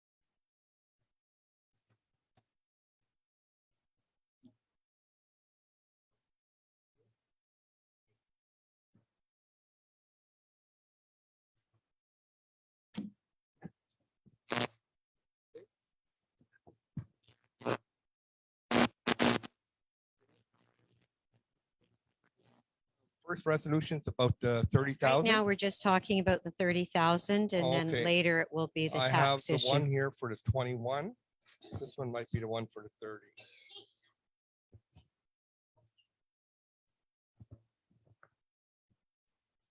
Oh, that's the one for the 21. I don't have the one for the 30. Okay, you know what? I'll read it out for you. I'll read it out and then this is. Okay, Jane, we have it here. Oh, you Just- do have it. Okay, good. Thank you. No, I'll use this one. Okay, resolution regarding the disputed 30,000 FDDT grant to residents mayor of the Upper Pontiac. Whereas the MRC Pontiac provided an FTD grant in 2016 of $30,000 to residents mayor for the 2015-2016 FDT budget. Whereas the MRC Pontiac provided an FDD grant on 2017 of 150,000 to residents mayor for the 2016-2017 FDT budget. Whereas the MRC Pontiac confirmed the 30,000 and the 150,000 grants to residents mayor on July 31st, 2018. And on that note, before I finish, I just wanted to mention that I have emails here that state that the MRC was aware of all this. Whereas residents mayor communicated the existence and the evidence of both grants to the SHQ in order to obtain approval for this project. Whereas residents mayor provided documentation from the MRC Pontiac of the above grants during its presentation at the MRC plenary meeting on March 9th, 2022. It is therefore moved and resolved that on March 17th, 2020 MRC resolution requiring residents mayor to repay $30,000 be rescinded. Okay, thank you, Donnie. And I'm going to put this in your name as the mover. And we have one other request by Pro Warden Sandra Armstrong, and it's important to let her speak at this point because I think it's concerning a deferral. Sandra?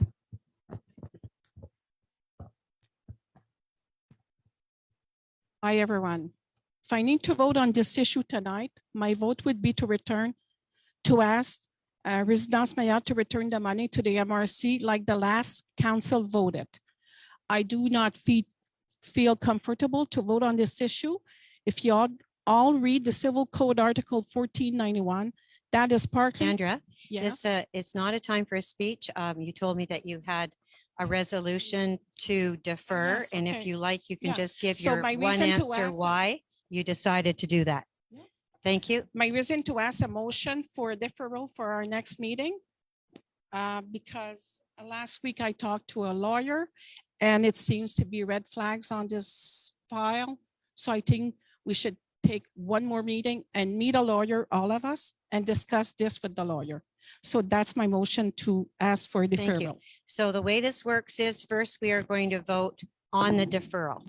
If it gets deferred, it goes to next month's meeting.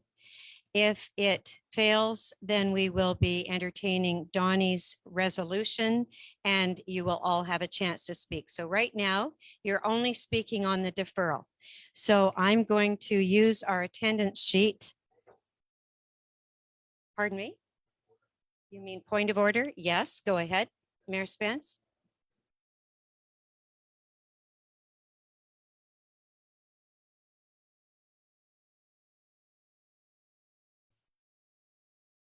To put it on the table. It didn't need a seconder. It's moved by Mayor Gagnon. And then I heard from the pro warden who spoke to a lawyer and said that there are some legal issues and red flags. And I think it was wise to give us a chance to defer it.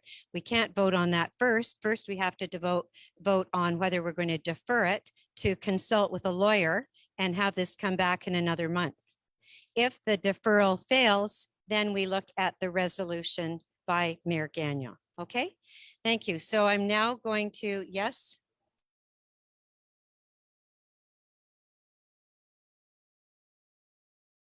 I understand how it should be handled if this is a parliamentary procedure. No, but can I ask you this question, Mayor LaRiviere? How could you ever defer something if you vote on the motion first? No, the deferral has to come first. Right now, I'm calling the question about whether we defer this for a legal opinion. And so I will call on each of you to say yes to the deferral or no to the deferral. If the deferral fails, we go back to the resolution of the 30,000 that Mayor Gagnon has just moved. Yes, Mayor Beauregard.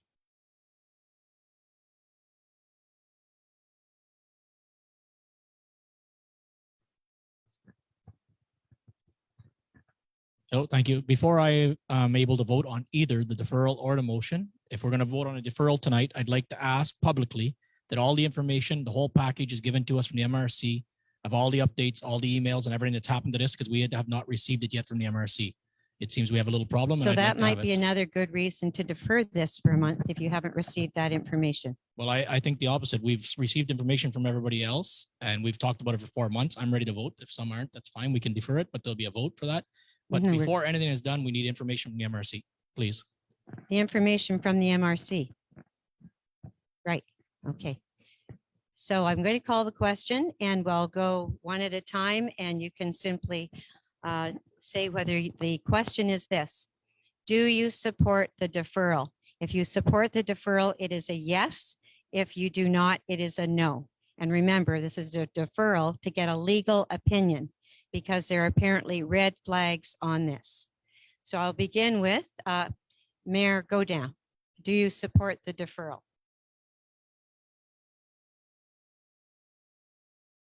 Okay, no, okay. Mayor McCleary? No.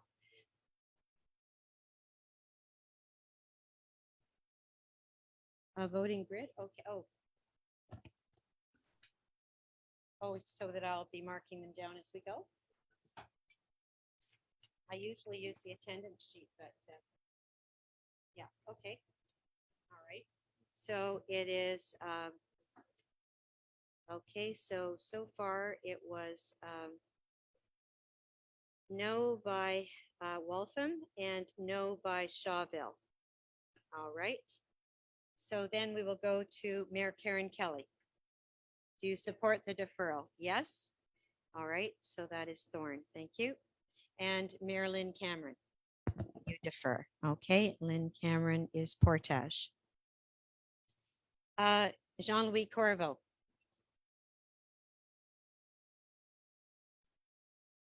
Okay, we will start then with the order on this page. So I'll start, well, it is the next person, Elaine A. Kaywood, Carl Mayer. You vote to not defer it. You want to vote on the issue tonight, or you vote to defer? To defer. Okay, got it. I'm a bit confusing, but once again, this is a yes for deferral or a no. You don't want to defer. So yes or no. Okay, Bristol. You do not want to defer. Okay. Bryson. You don't want to defer. Campbell's Bay. Chichester. Clarendon. Fort Collonge. Grand Calumet. L'Île aux Allumettes. Litchfield. Mansfield. Otter Lake. Rapide. No. Okay. So it will not be deferred. And so now we go to the, oh, I'm sorry. Yeah, okay, I'm sorry, Sheenborough. No, okay. So so the way this works is we say the deferral fails. And now we go to the original resolution, which is on the table by Donnie Gagnon. So at this point, are there any questions about the resolution, the way it's been written? Yes, I'm going to read it out just because my voice carries well, I think. Here it is.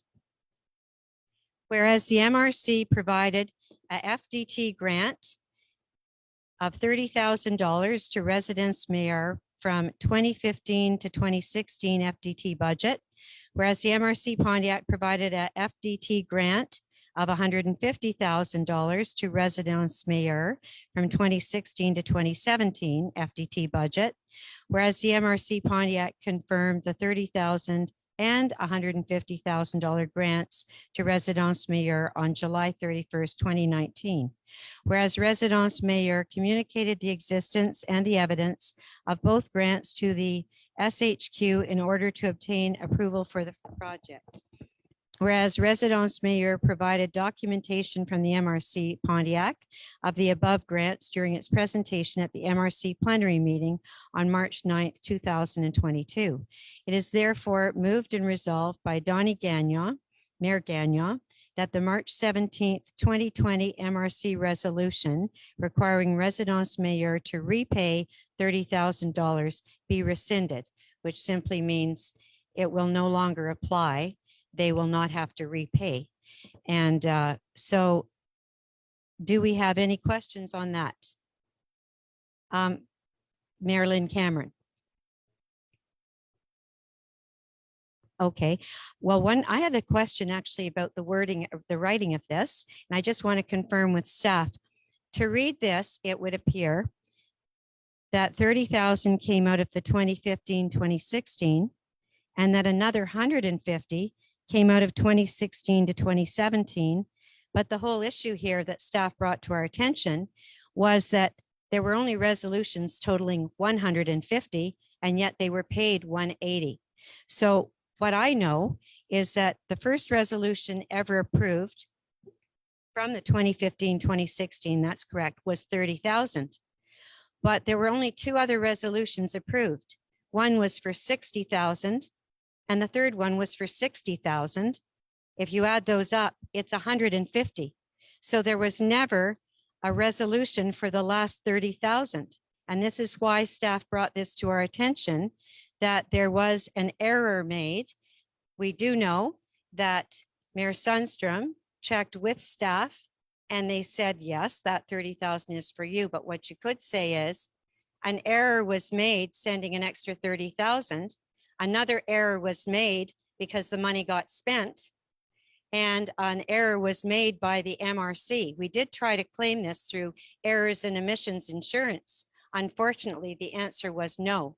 So the only place the $30,000 can come from today is from the shares of all of the other 17 and this 18th municipality, which is the surplus. It's called the surplus, but we know it's shares. Yes.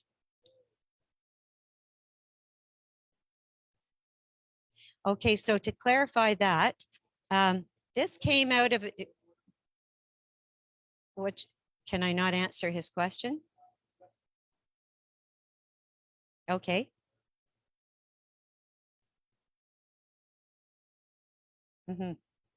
Right. But I'm also in the chair, so I can speak anytime. Thanks very much, Mayor Spence. The thing is, would you like to at least clarify then, our Economic Development Director? The question is, would you like to ask it again?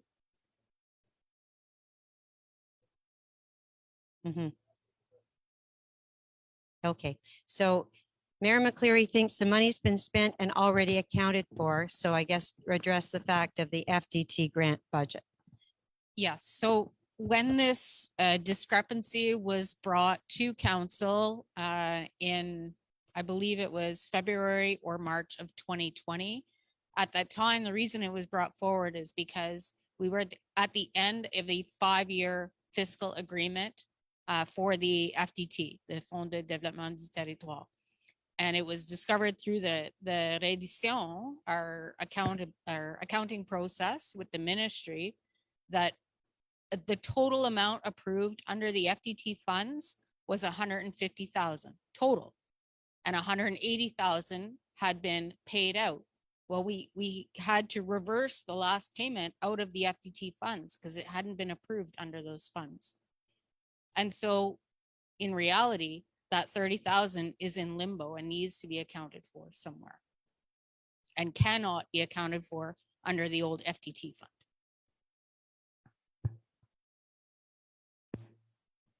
It's more than a bookkeeping issue. It's accountability to the province. Yes, Mayor Beauregard. Yes.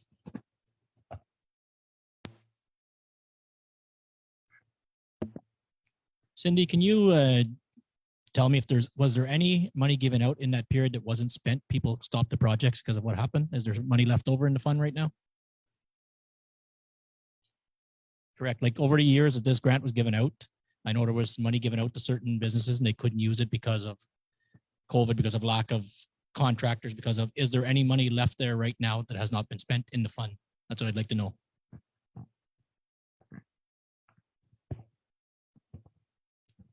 No, it's fine. No, the FDT 5-year funding agreement has been accounted for and closed.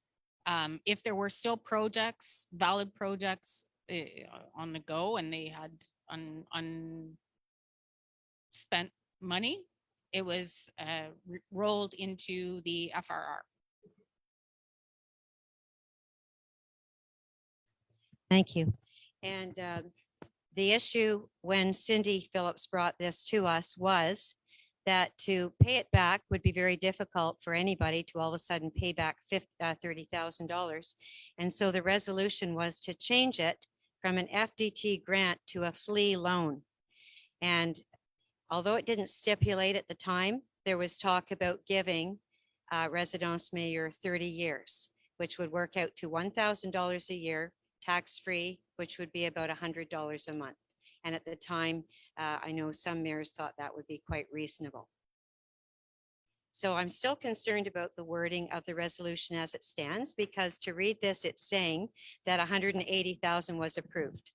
Okay. Mayor It says 180,000 was approved. Well, here it says in an email from the staff member of the MRC. Yes. I took a look at the email you sent me in June when you mentioned, this is an email that a member of the board of directors from the Residence Mayor sent to an employee. To date, and in that email, it said, to date, we've received 93,000, 30,000 and 63,000. The 30,000 is from 215 to 16 grant. This is what the employee says. You received 63,000 from 216 to 17 grant of 150,000. So your balance owed is not 57,000, but 87,000. And this is what the employee of the MRC is telling Right, it is which has proven to be an error. Which is I proven, see your point. Yeah. So but you know what I think would be the simple solution on this? Correct me if I'm wrong. The second whereas, instead of calling it 150,000, because we know there was a resolution for only 120, the 60 plus 60, I don't think we should leave it this way. If you want to vote on it, it should say a resolution for the $30,000 grant and then two other resolutions totaling 120. So it's a total of 150. This resolution, the way it is right No, now, It's 180.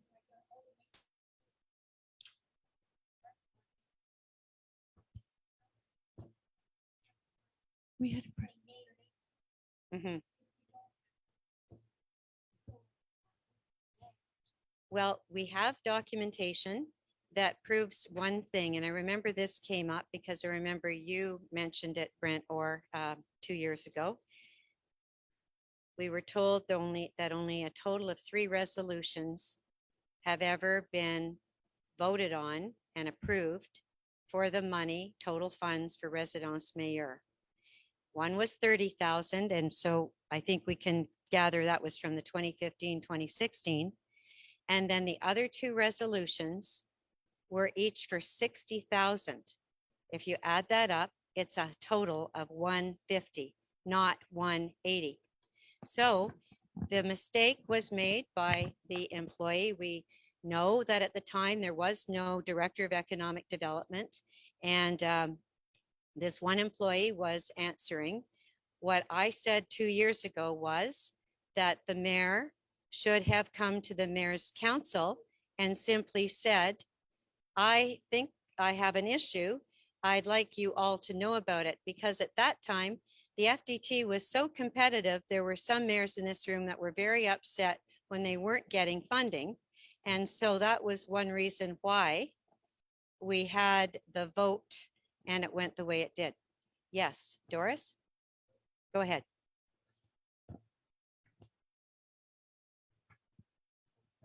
Maybe I'm not that loud. First of all, I want to know, why was there never any information given to this council? That's my first question when this was brought forward.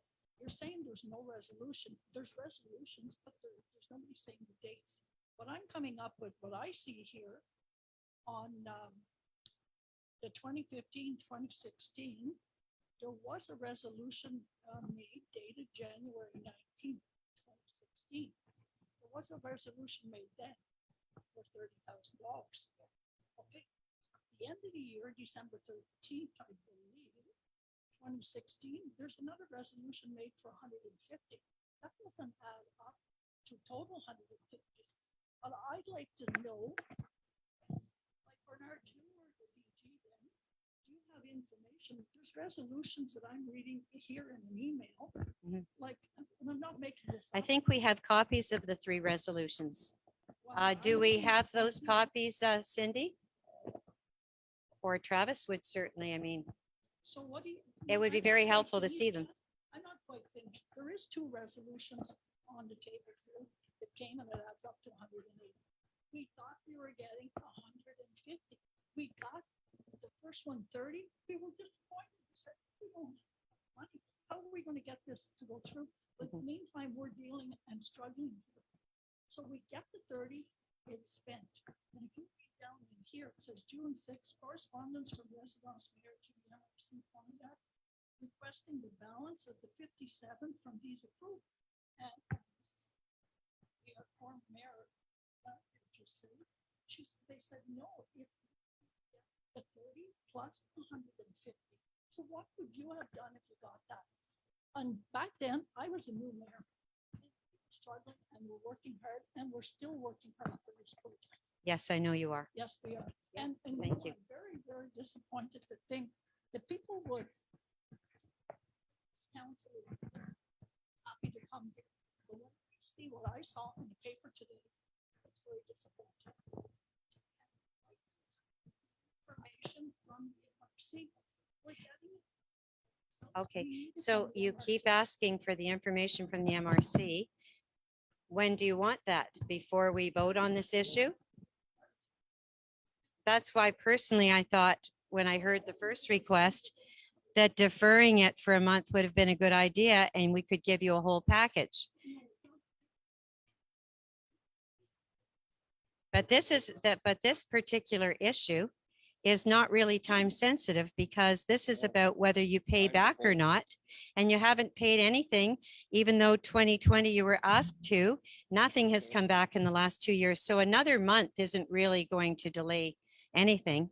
But I'd rather just ask our staff, Cindy, Phillips or Travis, do you have a copy of these 3 resolutions? One being 30, one being 60, one being 60? Yes, you do? Could you give us the dates of them? That would be helpful.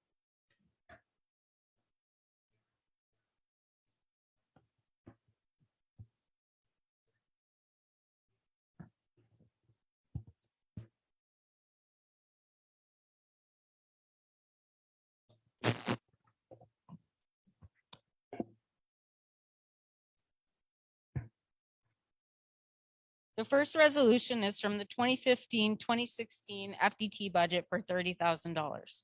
The next resolution is can you just give me excuse a few minutes and I Yes, will. yes, and just I'd gather like to my say notes. something. The reason I was taking the lead, Mayor Spence, to try to answer questions that I do know the answers to is that we have to remember to keep under good temper, especially, and be very patient when we're addressing our staff.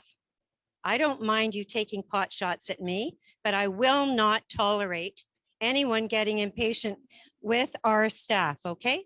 So everyone just please, hands down. Cindy's got the floor. Go ahead, Cindy.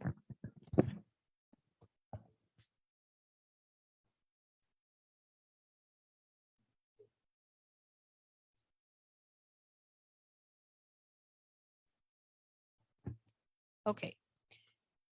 Cindy is The speaking. minutes from the meeting held on January 19th, 2016 is resolution number CM 2016-01-21. This is the allocation of all the funding for the projet structurant, the development projects under the FDT for the fiscal year 2015-2016. Résidence Mayor is the recipient of $30,000. So that is dated the 19th of January, 2016, resolution CM 2016-0121. The next resolution is CM 2016-12-14. This is from the council meeting minutes from the 13th of December, 2016. This is concerning the allocation of funding under the development projects fund, les projets structurants under the FDT for the fiscal year 2016-2017. And this allocated $60,000 to the Résidence Mayor. The third resolution is not concerning FDT projects. It is concerning the payment in lieu of taxes or the tax payments.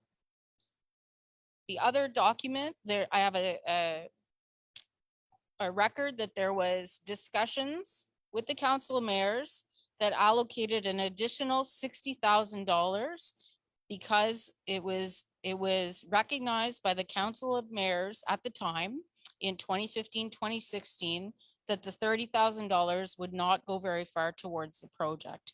And so a budget line item for an additional $60,000 was allocated in the pre-engaged funds under FDT. And in addition to those resolutions and that note, in the annual reddition de compte that we have to do, that the MRC has to do with the Ministry of Municipal Affairs and Housing, in the redditions for the fiscal year 2015-2016, there's an allocation of $30,000.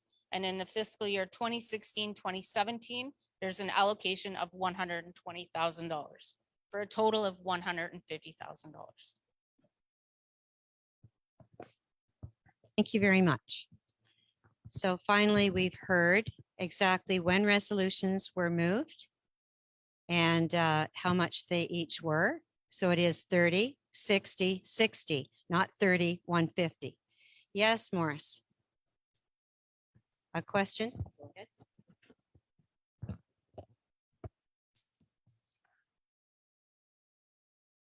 I have a question for Bernard, if you don't mind, Bernard.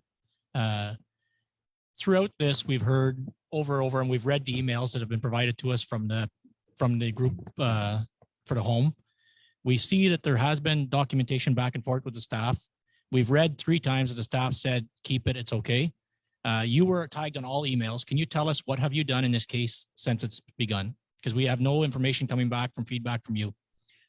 Peux-tu juste la poser en français? Ouais, peux-tu juste me garder ça courte? Là? Oui. Avec les emails qui a passé entre Winston puis le staff, ton nom est impliqué dans tous les emails. Peux-tu me ajouter qu'est-ce que tu as fait dans le temps-là, puis comment tu as répondu des emails, puis comment si tu as amené ça à nous autres ou tu as laissé ça passer, s'il vous plaît? To the best of my knowledge, Maurice, I was CC'd in the email dated June 6, 2018. That email was the request, the written request to receive the money promised to the Résidence Mayer. And this email was addressed to the employee, and I was CC'd.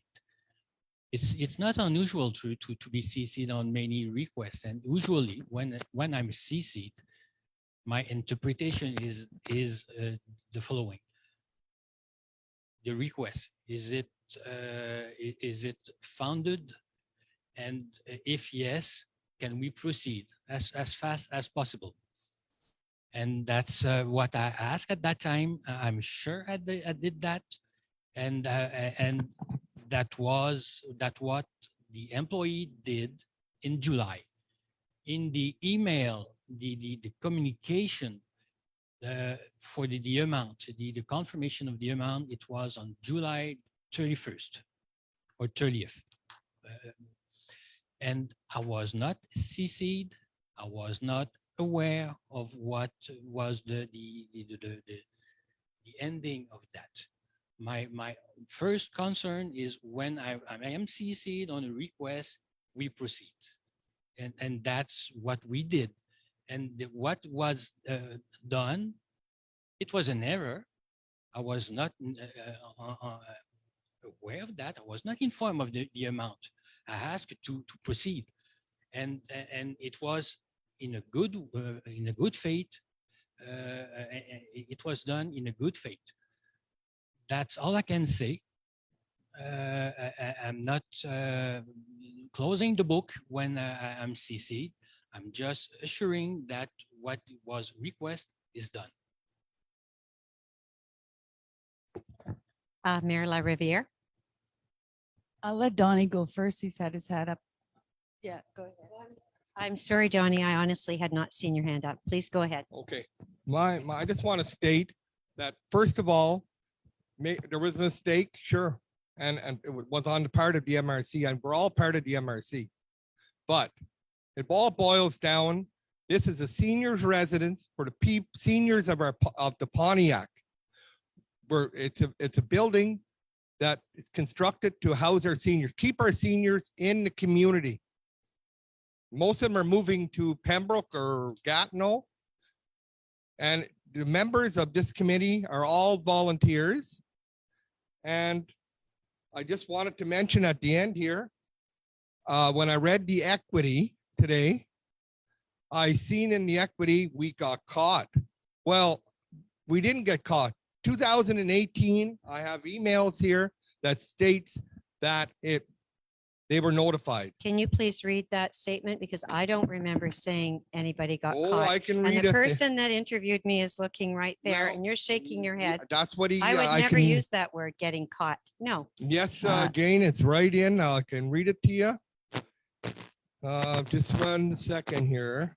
I have it right here too. You have it right Well, there? anyways, I know. Well, it When I'm says- interviewed, I think very carefully before I speak. Well, I tell you, it's here. And Toller framed her interpretation of the issue of this sequence of events. They asked for 150, got 180,000, said nothing about it, got caught, was asked to repay, did nothing about it, then convinced the new mayors to rescind the repayment. That is atrocious. And I think there should be an apology because that affects the mayors that are on the committee and all the volunteers that volunteer their time for that committee. And like I said, we're there for the seniors. This is And not a housing is a question priority. about whether we're here for seniors or not. This is a question of the civil code, which says if money is given in error, it must be repaid. Everybody has just taken ethics training, and that I will not be called somebody who's against any kind of seniors. I'm a senior myself, and I'm always advocating for seniors. I spend most of my time with seniors, and I am very proud of Residence Mayor. I'm very proud of all the work you've done. And I want to I just call for the clear this vote, Jane. issue up in the most accountable way with integrity.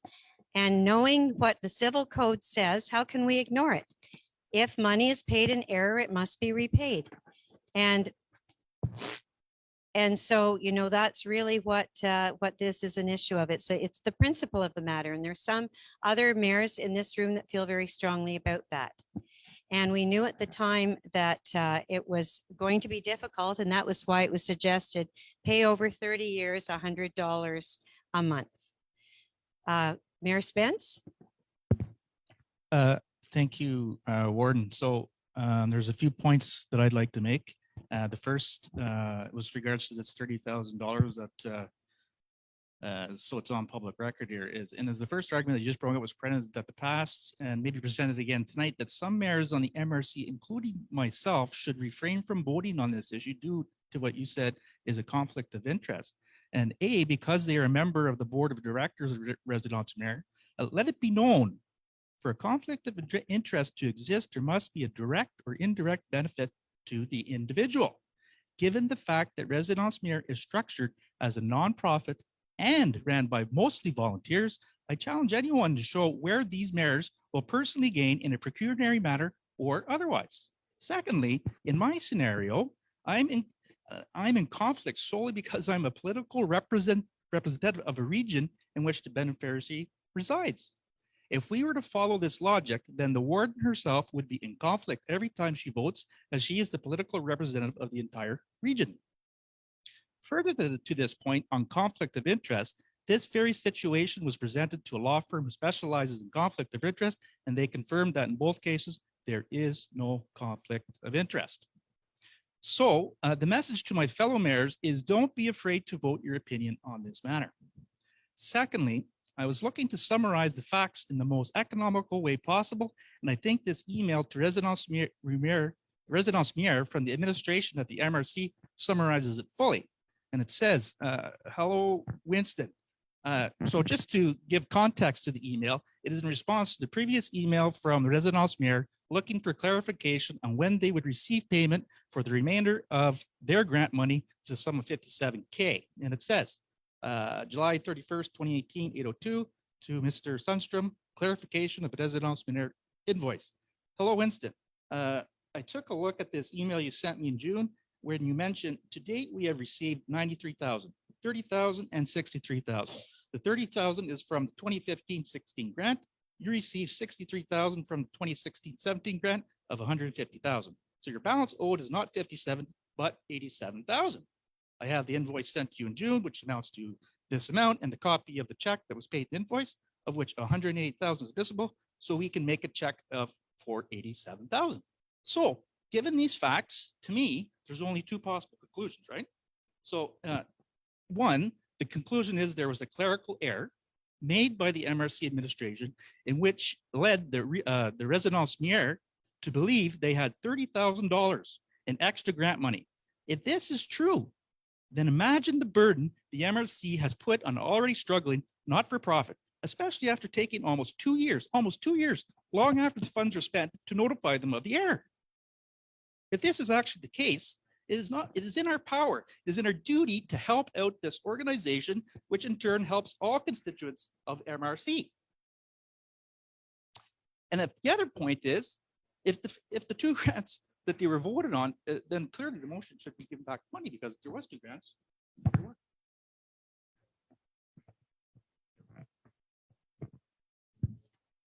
I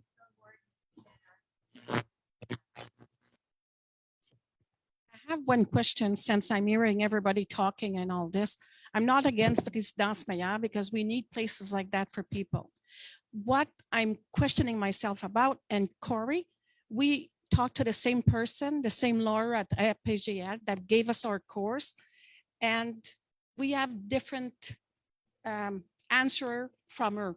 So that's why I was trying to say we should better here, talk to the 18 mayors, and we should be able to decide then with the right voting for once.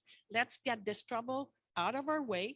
Make sure if they want, if it's okay to give the money, to give it. But for me right now, there's too many red flags for me to vote on this. So my decision will be to the money.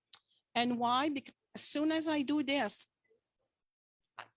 my municipality won't pay from our shares for this money. And the Code Civil 1491 said back. So this is my way of thinking. And respect it or not, that's the way I think. And my lawyer for the municipality of Mansfield. There you go. Thank you. Mayor McCleary. That's a good question. That's a good question. Sure.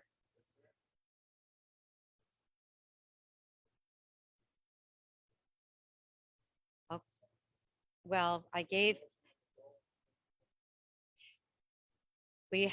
we received his motion ahead of time, and a deferral always is voted on first. So you still had the chance to vote on the deferral first. But I beg your pardon? Correct. Correct, but a deferral can be. A deferral can be. It's time sensitive. All right, I'm going to have Bernard answer your question about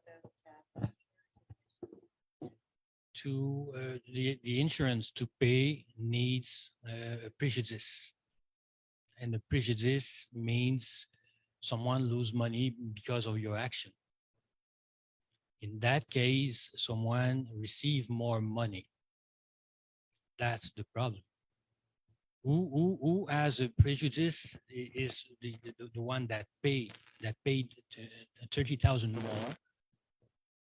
We lose that money. So the prejudice is on the side of the insurer, the one that is the owner of the insurance. Yeah, that's it. Yeah. Okay, any other I questions? I had a question a while ago. Oh, and then go I ahead. left on it. Mayor Leverett, I go just wanted to follow up on what Bernard said a while ago, because there was a letter sent on March 10th, 2020 to the attention of Warden Jane Toller and to Bernard from the Résidence Maillard explaining the whole situation. And I believe we're asking for a meeting, and that was prior to the March 17th, 2020 vote. And that there was never a meeting held, there was never anything. It just went to, I wasn't there at that vote, but so, this has been 2 years. Has there ever been a meeting? Have you ever met with Résidence Maillard? Have you ever? Yes. Okay, Yes. well, that's a good point, Yeah, because I had a meeting with them, and then they came and presented to us. So yeah, because and I know there most was of the no- members of the board. So yeah, had some private conversations with some of them. So go ahead, Doris.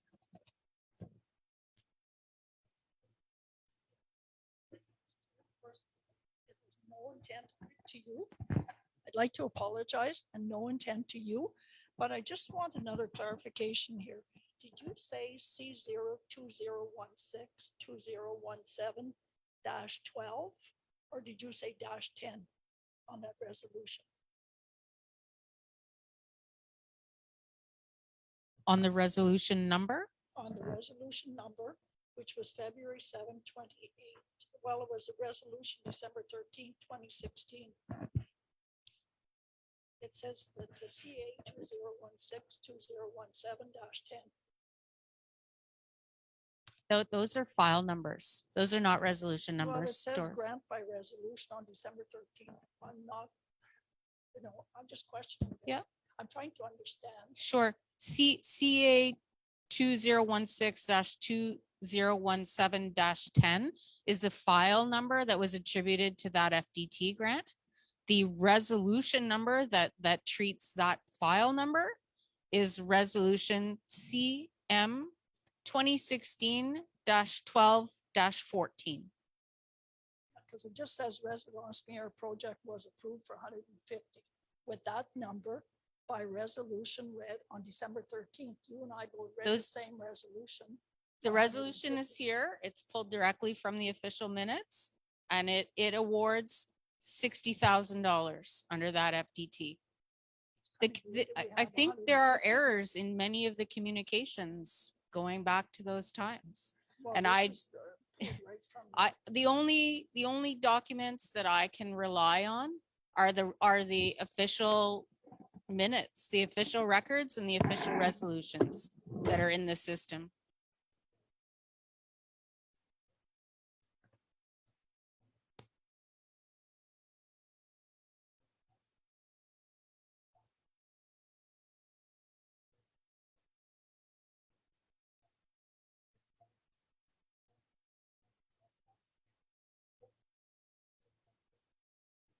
are sitting on it and some councillors. But I just want.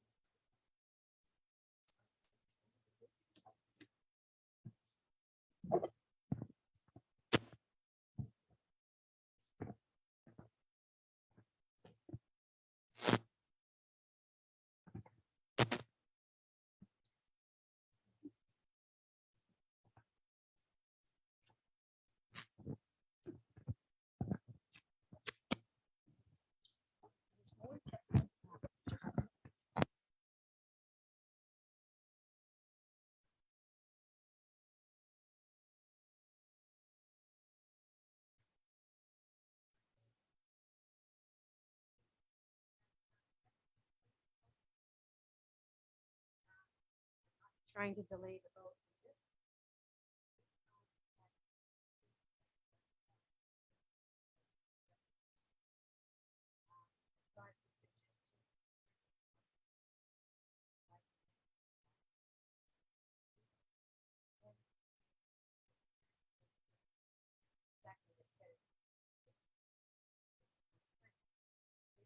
Just saying that all of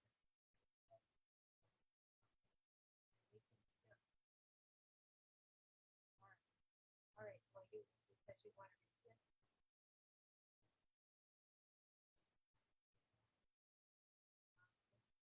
Call the question.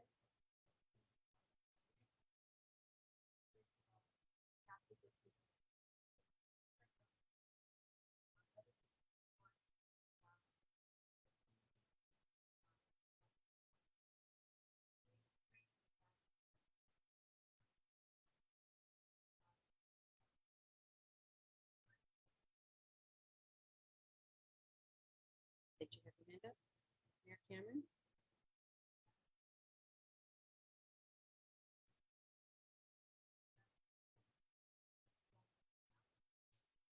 If we vote to support Mayor Gagnon's resolution, then that will no longer stand. It will be rescinded.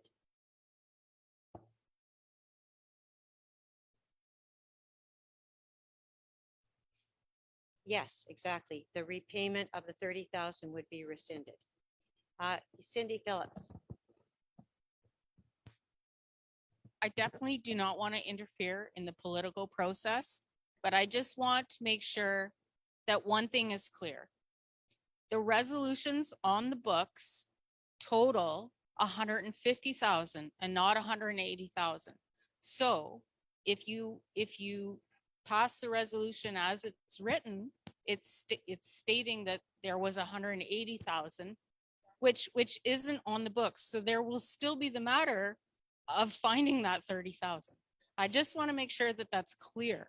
So before you vote. am I correct or would it be a good idea, Cindy, to just have the wording of that changed to say a total of 150, not a total of 180.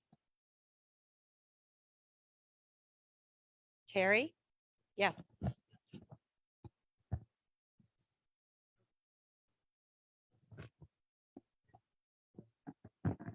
Does. Thank you. So if it does say $180,000, then this resolution needs to say $180,000. Okay, that's a very good question. I don't have a copy. I've Could been we asking see for a the copy for wording 4 of the months. March 2020 resolution, please? Terry, we're going to put up the wording of the March 2020 resolution. That's a good idea to have a look at it.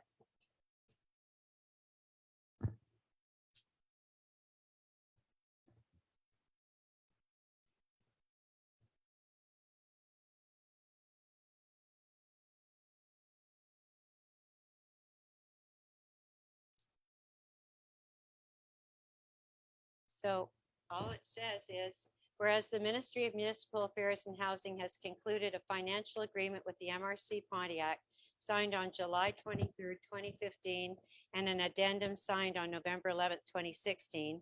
Whereas the agreement called Fonds de Développement de Territoire allows for the realization of projects according to the priorities established by the Regional Council. Whereas in order to honor our current agreement with the Ministry of Municipal Affairs and Housing for the Territorial Development Funds, we must have committed all the funds by March 31st, 2020. Whereas an FDT account reconciliation discovered that an overpayment error had been made to the Résidence Mayor in the amount of $30,000.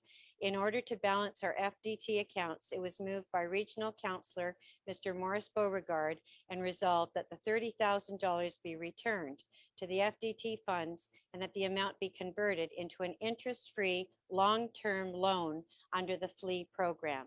So that is how we dealt with it then, to give them a chance to pay it back over a long period of time as a FLEE loan so that we could close the books on the FDT with a plan to return the $30,000 that had been overpaid. Sorry, Morris? It would probably be better, if you don't mind, Donnie Gagnon, it would be better to rescind the original motion. Oh, it's not relevant? Okay, our FEA says it's not relevant. Yeah, but we were just concerned about the amounts of money mentioned in it, Travis.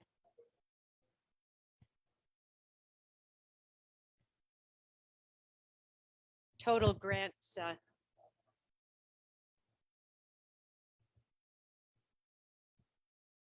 Good, for a total of 150, not 180.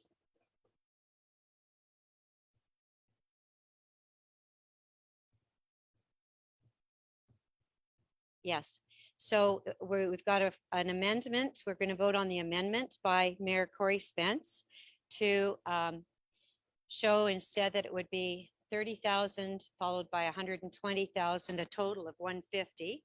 So all those in favor of amending it to the correct numbers as to match resolutions, I need your hands up. Yes.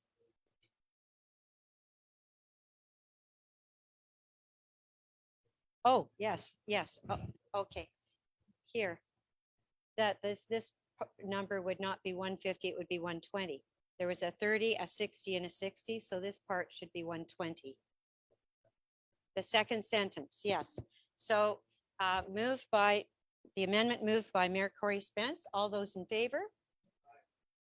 Okay, put up your hands. That's definitely a majority. All those opposed? And that carries. So it is now amended. And so now we vote on Donnie Gagnon's motion to rescind the decision of repayment of $30,000.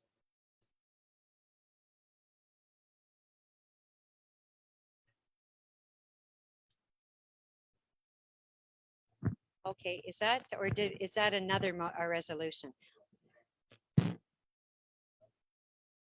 Okay, so another amendment, amended by Maurice Beauregard, to amend it to say that, yes, it's rescinded, but that the 30,000 will be paid back to the MRC through the surplus. Okay. So then the put matter your is hand- finished with Résidence Maire from here out. Well, we don't have to add that part. That's it. That would be a given. Okay, so all those in favor of regard. Okay, and that is a majority. All those opposed? And that carries. All right, and so that's it.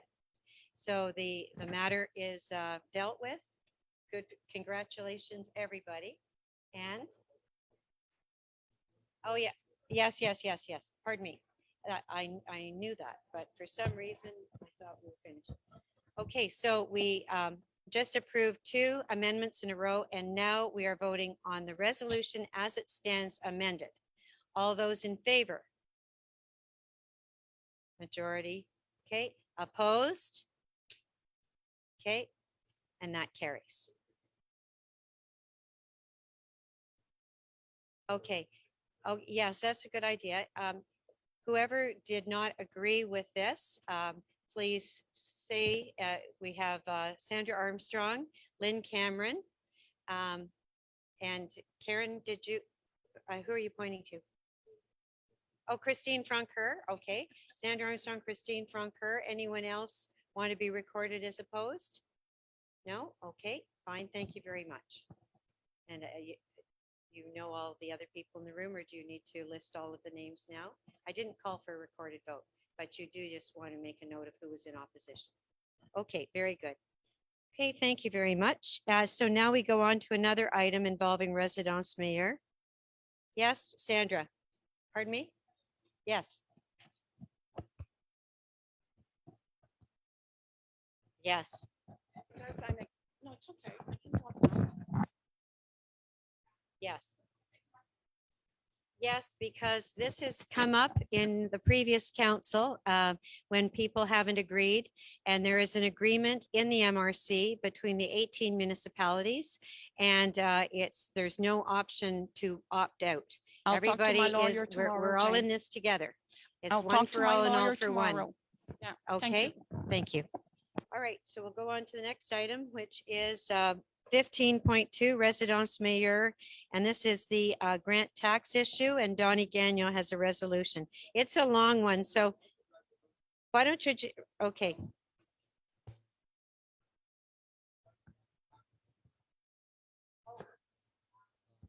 I don't You can think we answer do that, or need to, somebody? but here is Bernard. No? Okay. This is a question I have myself, Mr. Gagnon. We received this resolution from you. So that's why it is attached. It is attached on the ID side, but I already it's there's already a motion in force, and we have to proceed for that. Yeah, okay. That's why I asked. That's why I asked, Yeah. because I knew that it was passed in 2016. I thought, I just wanted to clarify. We have to proceed unless you as the council are now opposed to that. We if there's no opposition, we will proceed. No, time to move on. Okay, so everyone knows that this was voted on in 2016, and it was to give the opportunity, I guess, once the construction was completed and people were living in there, to give them some concession on taxes. It's about $2,000 a year for 35 years. Go ahead, Mayor Yeah, Gagnon. I just want to clarify all that. When we set up to build the Residence Mayor, the municipality of Albion Island gives a grant in lieu of taxes.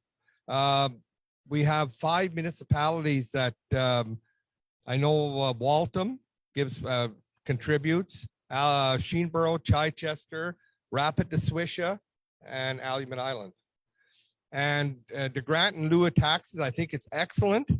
And I think any new construction nonprofit or low income, the MRC here, we should be giving and get on your feet, 'cause all kinds of housing. And I know Jawville is working on their project, and I'm 100% behind it.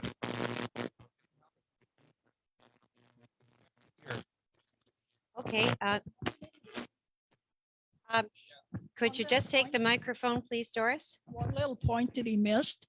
I think if you read up on it, it says in lieu of taxes, the MRC would, I think it's like you say, $2,000 until we balance the budget.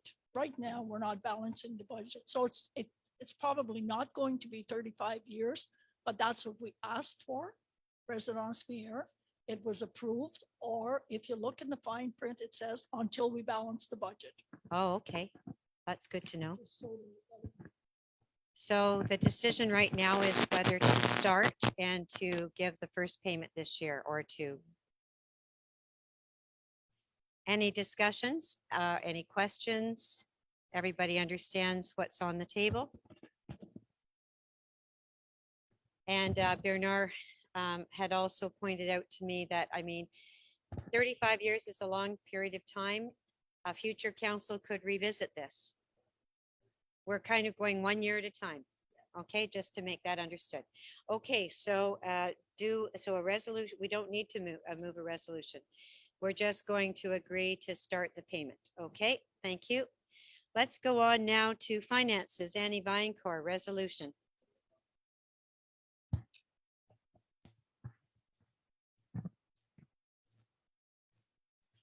All right, so this is the regular monthly financials for the MRC.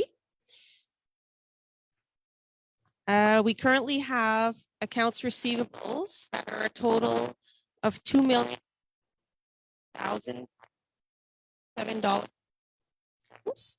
And of that, there is $1,018,000 that are loans to businesses. And we have a list of accounts payable.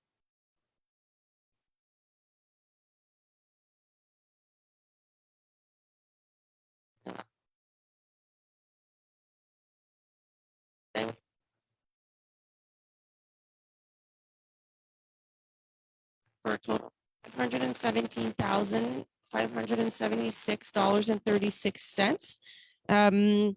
There was a lot of money sent out to the municipalities in the Nouveau Villageois, and also all the fines that were paid out to the municipalities. There's also quite a few FRR payments done in some projects. Some disbursements in the COVID fund as well, that funds that had been planned to help out different organizations. And then all of our fixed, like our hydro phone bills, all the visa expenses.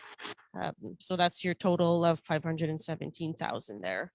I believe there's also, I didn't open it, but there is a travel expenses for the last pay period for the mayor's travel expenses. I'll just grab the amount here.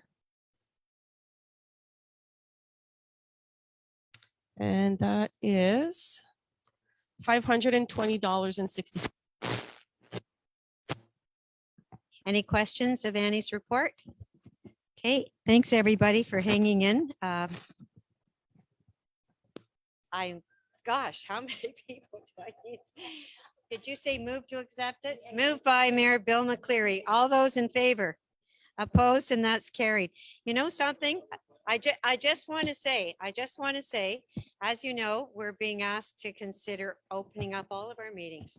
And I'll simply say one thing. Yes, this has been a long meeting. Yes, it's been a hard meeting, but it's been lively, and we've had debate and we've had discussion, and that's really healthy, and it's good.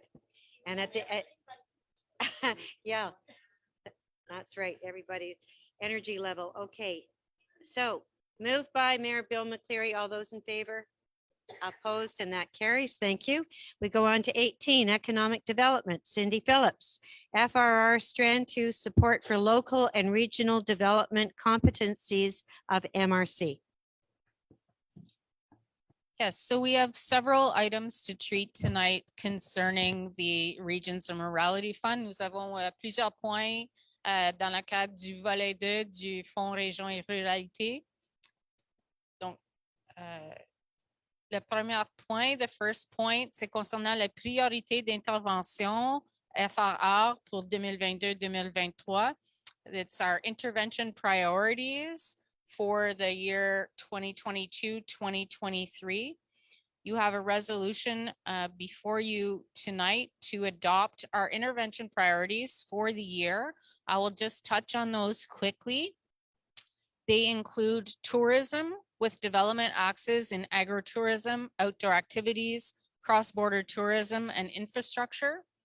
Culture and heritage with development axes under community development, cultural diversity, cultural tourism development, artists and artisan development, celebration, preservation, and support of history and heritage, and archaeology.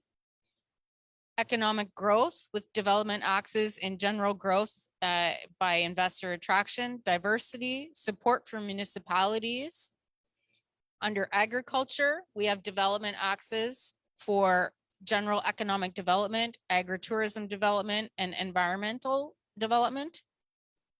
Under social and community, we have development axes for social housing, senior services and programs, home, youth and family services, daycare, public transportation, and sports and recreation.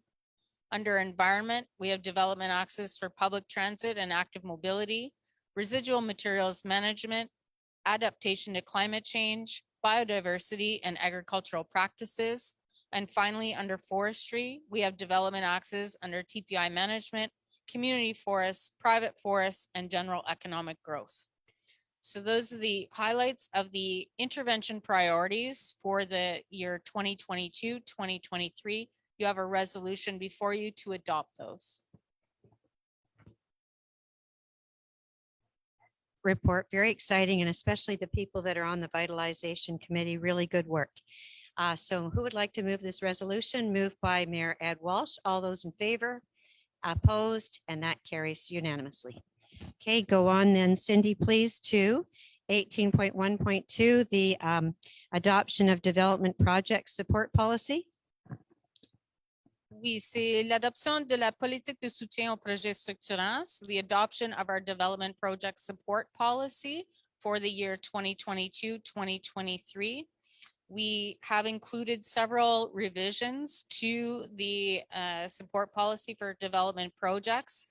Just briefly, we had the addition of associations to the list of admissible beneficiaries, the clarification of eligible projects that they comply with applicable laws and regulations, the addition of festivals and events to the list of non-admissible projects and expenses, the modification of the fund disbursement schedule, and finally, the addition of a declaration of conformity to the list of required documentation. So you have a resolution before you tonight to adopt the development project support policy as amended. Okay, do I have someone who'd like to move this resolution? Mayor Corey Spence, all those in favor, opposed, and that carries. Thank you. 18.1.3, adoption of the schedule for the 2022 call for development projects. Cindy? Oui, c'est pour l'adoption du calendrier de l'appel à projets structurants pour 2022-2023, the adoption of a schedule for the 2022 call for development projects. You have a resolution before you tonight to adopt the following schedule. The launch of the call for proposals on August 8th of 2022. The schedule between August 9th and September 14th to meet with a commissaire en développement, a development commissioner. The deadline of September 16th, 2022 at noon for submissions. The week of September 19th, there will be a meeting of the FR Analysis Committee. October 12th, presentation of recommended projects to the Regional Council of Mayors for adoption, and contracts signed mid-October with a project implementation period of October 2022 to October 2023. Excellent. Thank you so much. Any questions? Would someone like to move the resolution? Moved by Mayor Donnie Gagnon. All those in favor? Opposed, and that carries. 18.1.4, the adoption FRR Volet 2 2022 resolution. Cindy? Oui, c'est pour l'adoption du budget pour le volet 2 du FRR. It's the adoption of the 2022 budget for FRR. you have presented to you tonight a budget for stream 2 of the FRR, which totals $1,546,805. At the high level, this is divided into pre-engaged projects in the amount of $558,812. Regional management, $127,500. Agreements, $55,000. And projects to be engaged by March 31st, 2023 in the amount of $805,493. Excellent. Any questions? Would someone like to move this resolution? Moved by Odette, Mayor Odette Godin. All those in favor? Opposed? And that carries. Then we go on to 18.2 Cultural Follow-up Committee, a resolution, Cindy. Oui, c'est pour la mise en place du comité de suivi culturel, the adoption of a cultural follow-up committee. You have a proposal before you tonight to revise some existing cultural committees to expand the mandate so that we meet the requirements under our cultural development agreement with the Ministry of Culture and Communications. You have a resolution before you tonight for the adoption of this new committee, and that I will read the resolution. It is proposed and resolved to modify the current Regional Art Analysis Committee to include the requirements of the Cultural Development Agreement as well as the Creative Development Fund. It is also proposed to change the name of the Cultural Analysis Committee to the Cultural Follow-up Committee.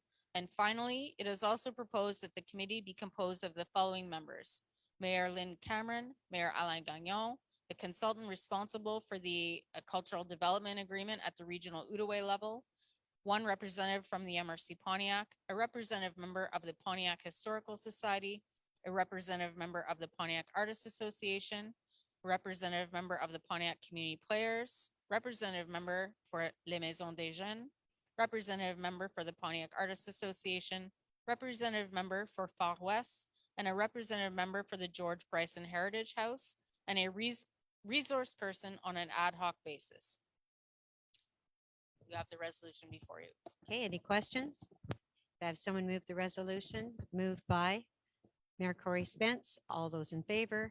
Opposed? And that carries. Go on to 18.3 Investment Committee recommendations. Resolution, Cindy? Yes, following a convocation by email on April 19th, 2022, you have one recommendation to the Regional Council that you approve the extension of a project currently underway, and this until December 31st, 2022. The project originally had a May 30th, 2022 deadline. Any questions? Could someone move this resolution? Moved by Mayor Brantor. All those in favor? Opposed? And that carries. 18.4 recommendations, donations, and sponsors. Cindy? La première recommandation, c'est concernant le SNAP Québec. The first recommendation is concerning CPAWS Québec. They are holding an event on May 14th in Deep River, but it is to display the artwork that is done at a retreat that is held annually on the banks of the La Rivière du Moine. So you have a recommendation before you for a donation of $250, as well as staff and MRC participation at the event on May 14th. Excellent. Could any questions? I see that Mayor Ed Walsh has his hand up. To move the resolution. All those in favor? Opposed? And that carries. Thank you. We'll go on now to the Grand Calumet Recreation Committee donation. Am I right? Oui, le Comité Loisirs Île du Grand Calumet, the Grand Calumet Island Recreation Committee. You have a recommendation before you for a $500 donation to help them with their Fête Nationale pour 2022, their national holiday for 2022. They have activities planned with local musicians, bingos, a car show, and inflatables to entertain the citizens. Okay, great. Any questions? Could someone move this recommendation? How about the Mayor of Calumet Island? Mayor Corvo. All those in favor, opposed, and that carries. 18.4.3, donations and sponsorships for ESSA. Cindy? This last resolution, you have a recommendation before you tonight for a donation of $180 to sponsor a full page ad in the 2022 graduation yearbook for École Secondaire sur du Clonge. Okay. Resolution moved by Mayor Alain Gagnon. All those in favor, opposed, and that carries. Thank you. Excellent job, Cindy. Lots of work. Number 19, infrastructure, regional infrastructure, 19.1, the Cyclo Park PPJ, Kim Lesage. And under 19.1.1, it's the appointment of the contract for the 2022 PPJ work. Kim? Yeah, we went after at the end, received 5 bids for some work on the PPJ trail. So some ditching and stone dust resurfacing between Campbell's Bay and towards Mansfield.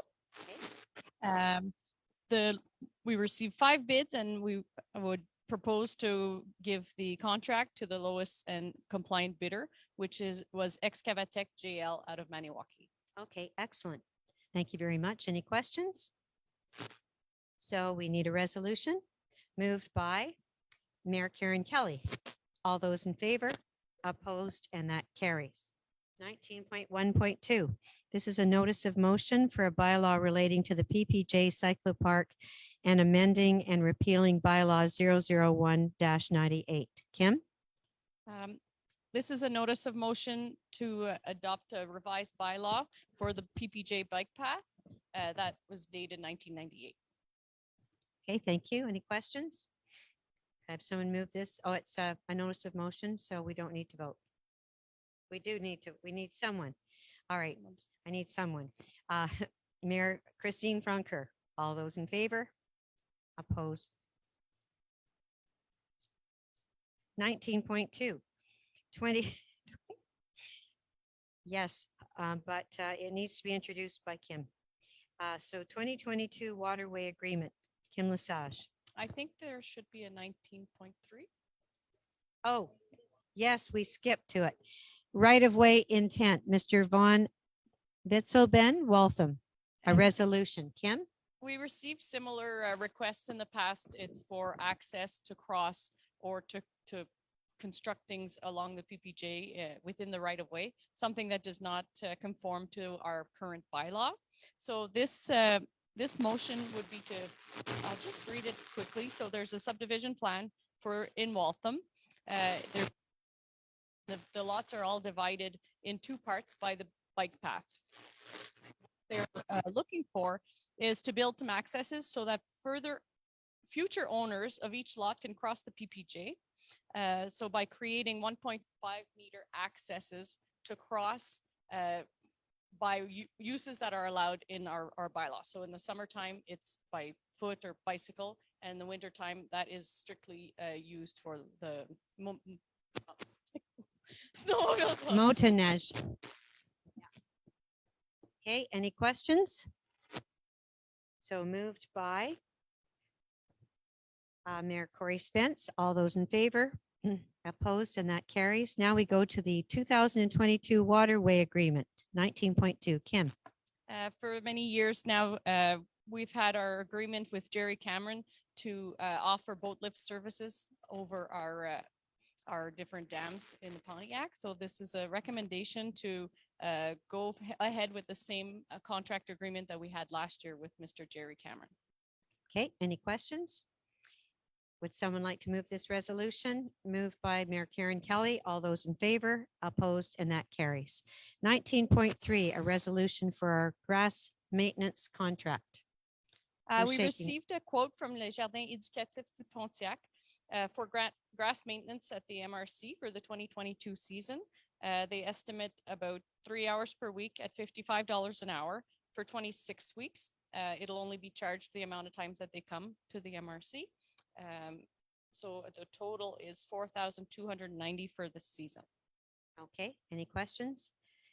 Moved by Mayor Alain Gagnon. All those in favor, opposed, and that carries. Thank you. Thank you, Kim. Excellent. Now we go to our manager of territory. Are you still awake? Yes, I'm still here, guys. Do you want to be a stand-up comedian No, tonight? it's gonna be short there for tonight. We need Uh, it. We need it. Okay, 20.1 Fête de l'Arbre, our tree day. Oui, c'est ça. Donc, c'est une résolution pour les frais engagés pour la journée de l'arbre ici à MRC. Donc, on n'a pas encore la date officielle, malheureusement, parce que ça dépend toujours des pépinières là, où les arbres sont produits. Donc, ça va sûrement avoir lieu à la fin du mois de mai. Donc, évidemment, ça va être affiché là, soit sur notre site web, puis à la radio, puis dans les journaux locaux. Donc, as I was saying, this is a resolution for the expense regarding the tree day at the MRC. So this is going to happen at the end of May. Like I said, unfortunately, we don't have a precise date yet because the trees are not ready from the nurseries. So usually it's going to be at the end of May that we'll have this activity. So for sure, this is going to be well advertised. So in other words, the money comes from the TPI fund, by the way, for the funding of this activity.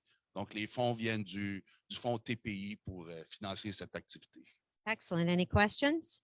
Someone like to move the resolution for the funding? Mayor Morris Beauregard, thank you very much. All those in favor?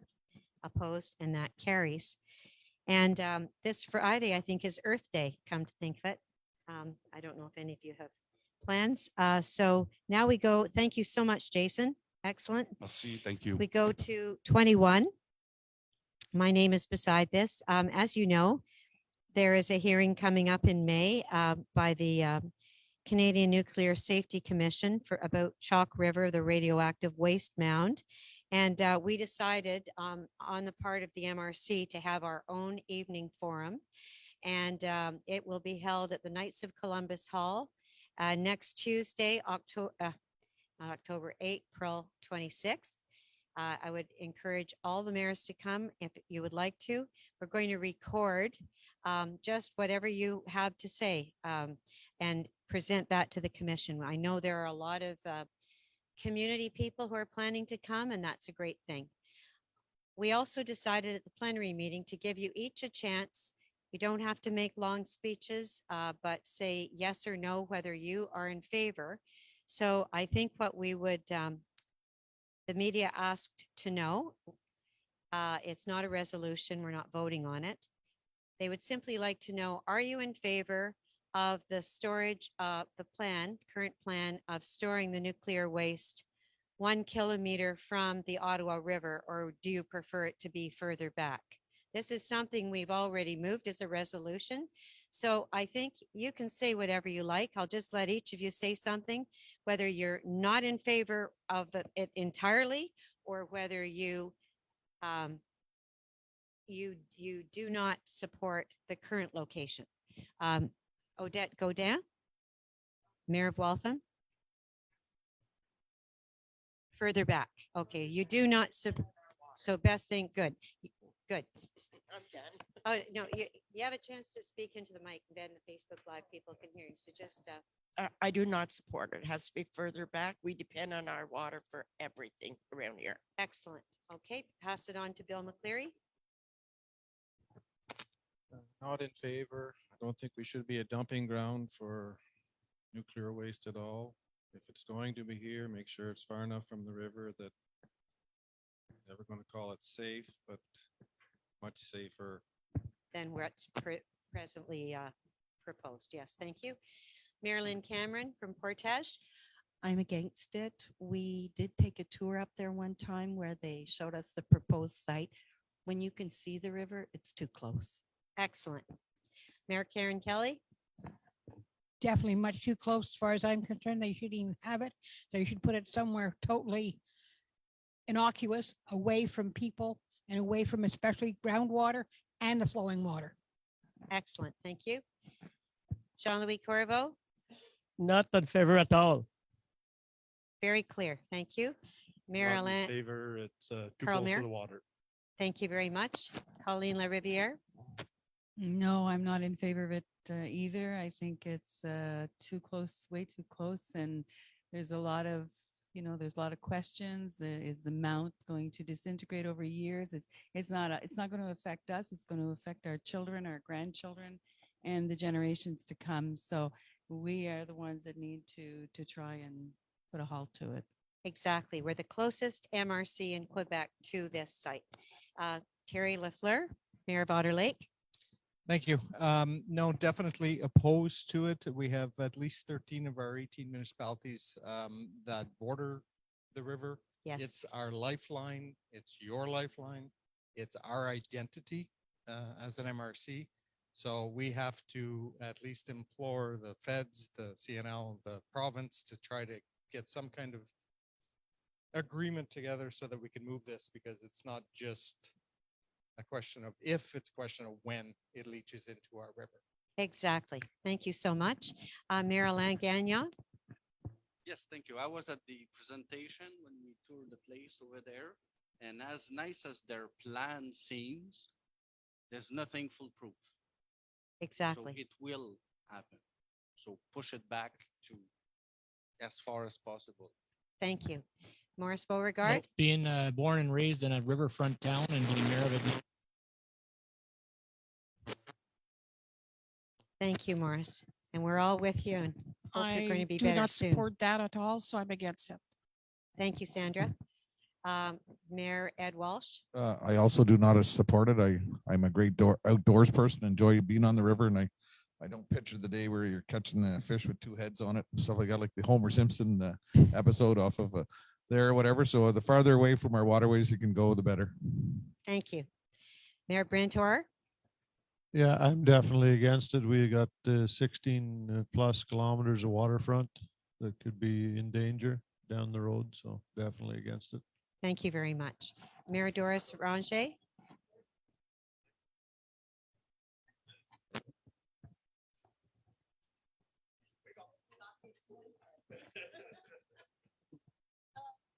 Well, like every other municipality, we're along that Ottawa River, and we certainly depend on for tourism, for whatever, drinking water. And I as well, but like I said, I'm not a scientist, and I should hope that whoever's behind this is going to protect our river. Yes, and your council actually sent us a resolution before we voted. Exactly. Yes. Yes, and it was very good because you said that it needs to be as far away as possible. Mayor Donnie One of my Gagnon? biggest worries is bringing material in from other sites. Yes. I know they're tearing down buildings and stuff, and that's low level, but when they start bringing it in from other locations, I'm really against it.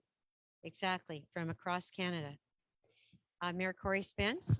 Yeah, I just want to say first that CNL themselves have brought many jobs to the area and help out the economics of our area, and we do appreciate that.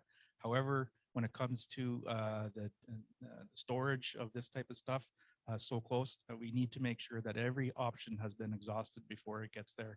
And to me, that's it's not there yet. Well said, and we do know that we have at least 300 people employed or over in the Pontiac. We appreciate, the company itself, but we were never consulted about this project, and we are the closest MRC. And the last thing I'll say is, as you know, we've been told by CISO that the health in the MRC Pontiac is the worst in all of Quebec. And you can't necessarily draw a conclusion, but we do know we have high rates of cancer here. Go ahead. Like everybody Christine else, Francoeur. I'm totally against it. It's way too close for comfort. Yes. So I'd like to actually credit the equity, because it was actually Charles Dixon that asked if there would be a time where each mayor could give an opinion. And we need to go to Doug Russell. Doug, are you for or against this? I'd like it moved back from the water. Thank you, Doug. Move back from the water. So this was very thrilling for me to hear everybody speaking. I knew that we were pretty unanimous on this, but it was really nice. It was gratifying. It was wonderful. Thank you, each of you, for giving your opinion. And if anyone would be able to come out next Tuesday night, don't have to stay long. You'll have your chance just to say, but I think you're all elected for leadership. Pardon me? Oh, where? I'm sorry. It's in Fort Collins at where our plenary meeting was at the Knights of Columbus Hall at 6:30. And we're going to record it. So whoever speaks, you'll be on record and we're going to send it into the commission. And you know that MRCs all the way down past Montreal have opposed this, and the mayor of Ottawa, they oppose just what Donnie, I think, said. They're against the waste being brought from other places. Like, fine, look after it right on the site, but why the need to continually bring it from other parts of Canada as well? We're becoming like a dumping ground. So thank you. So that's everything that I think we're finished our agenda. Would anyone like to add anything under miscellaneous? Oh, okay. Adjournment moved by Mayor Donnie Gagnon. All those in favor? It's unanimous. Thank you very much. Odette thinks someone turned on the heat because it got warmer here, but maybe it was just the hot air in the room.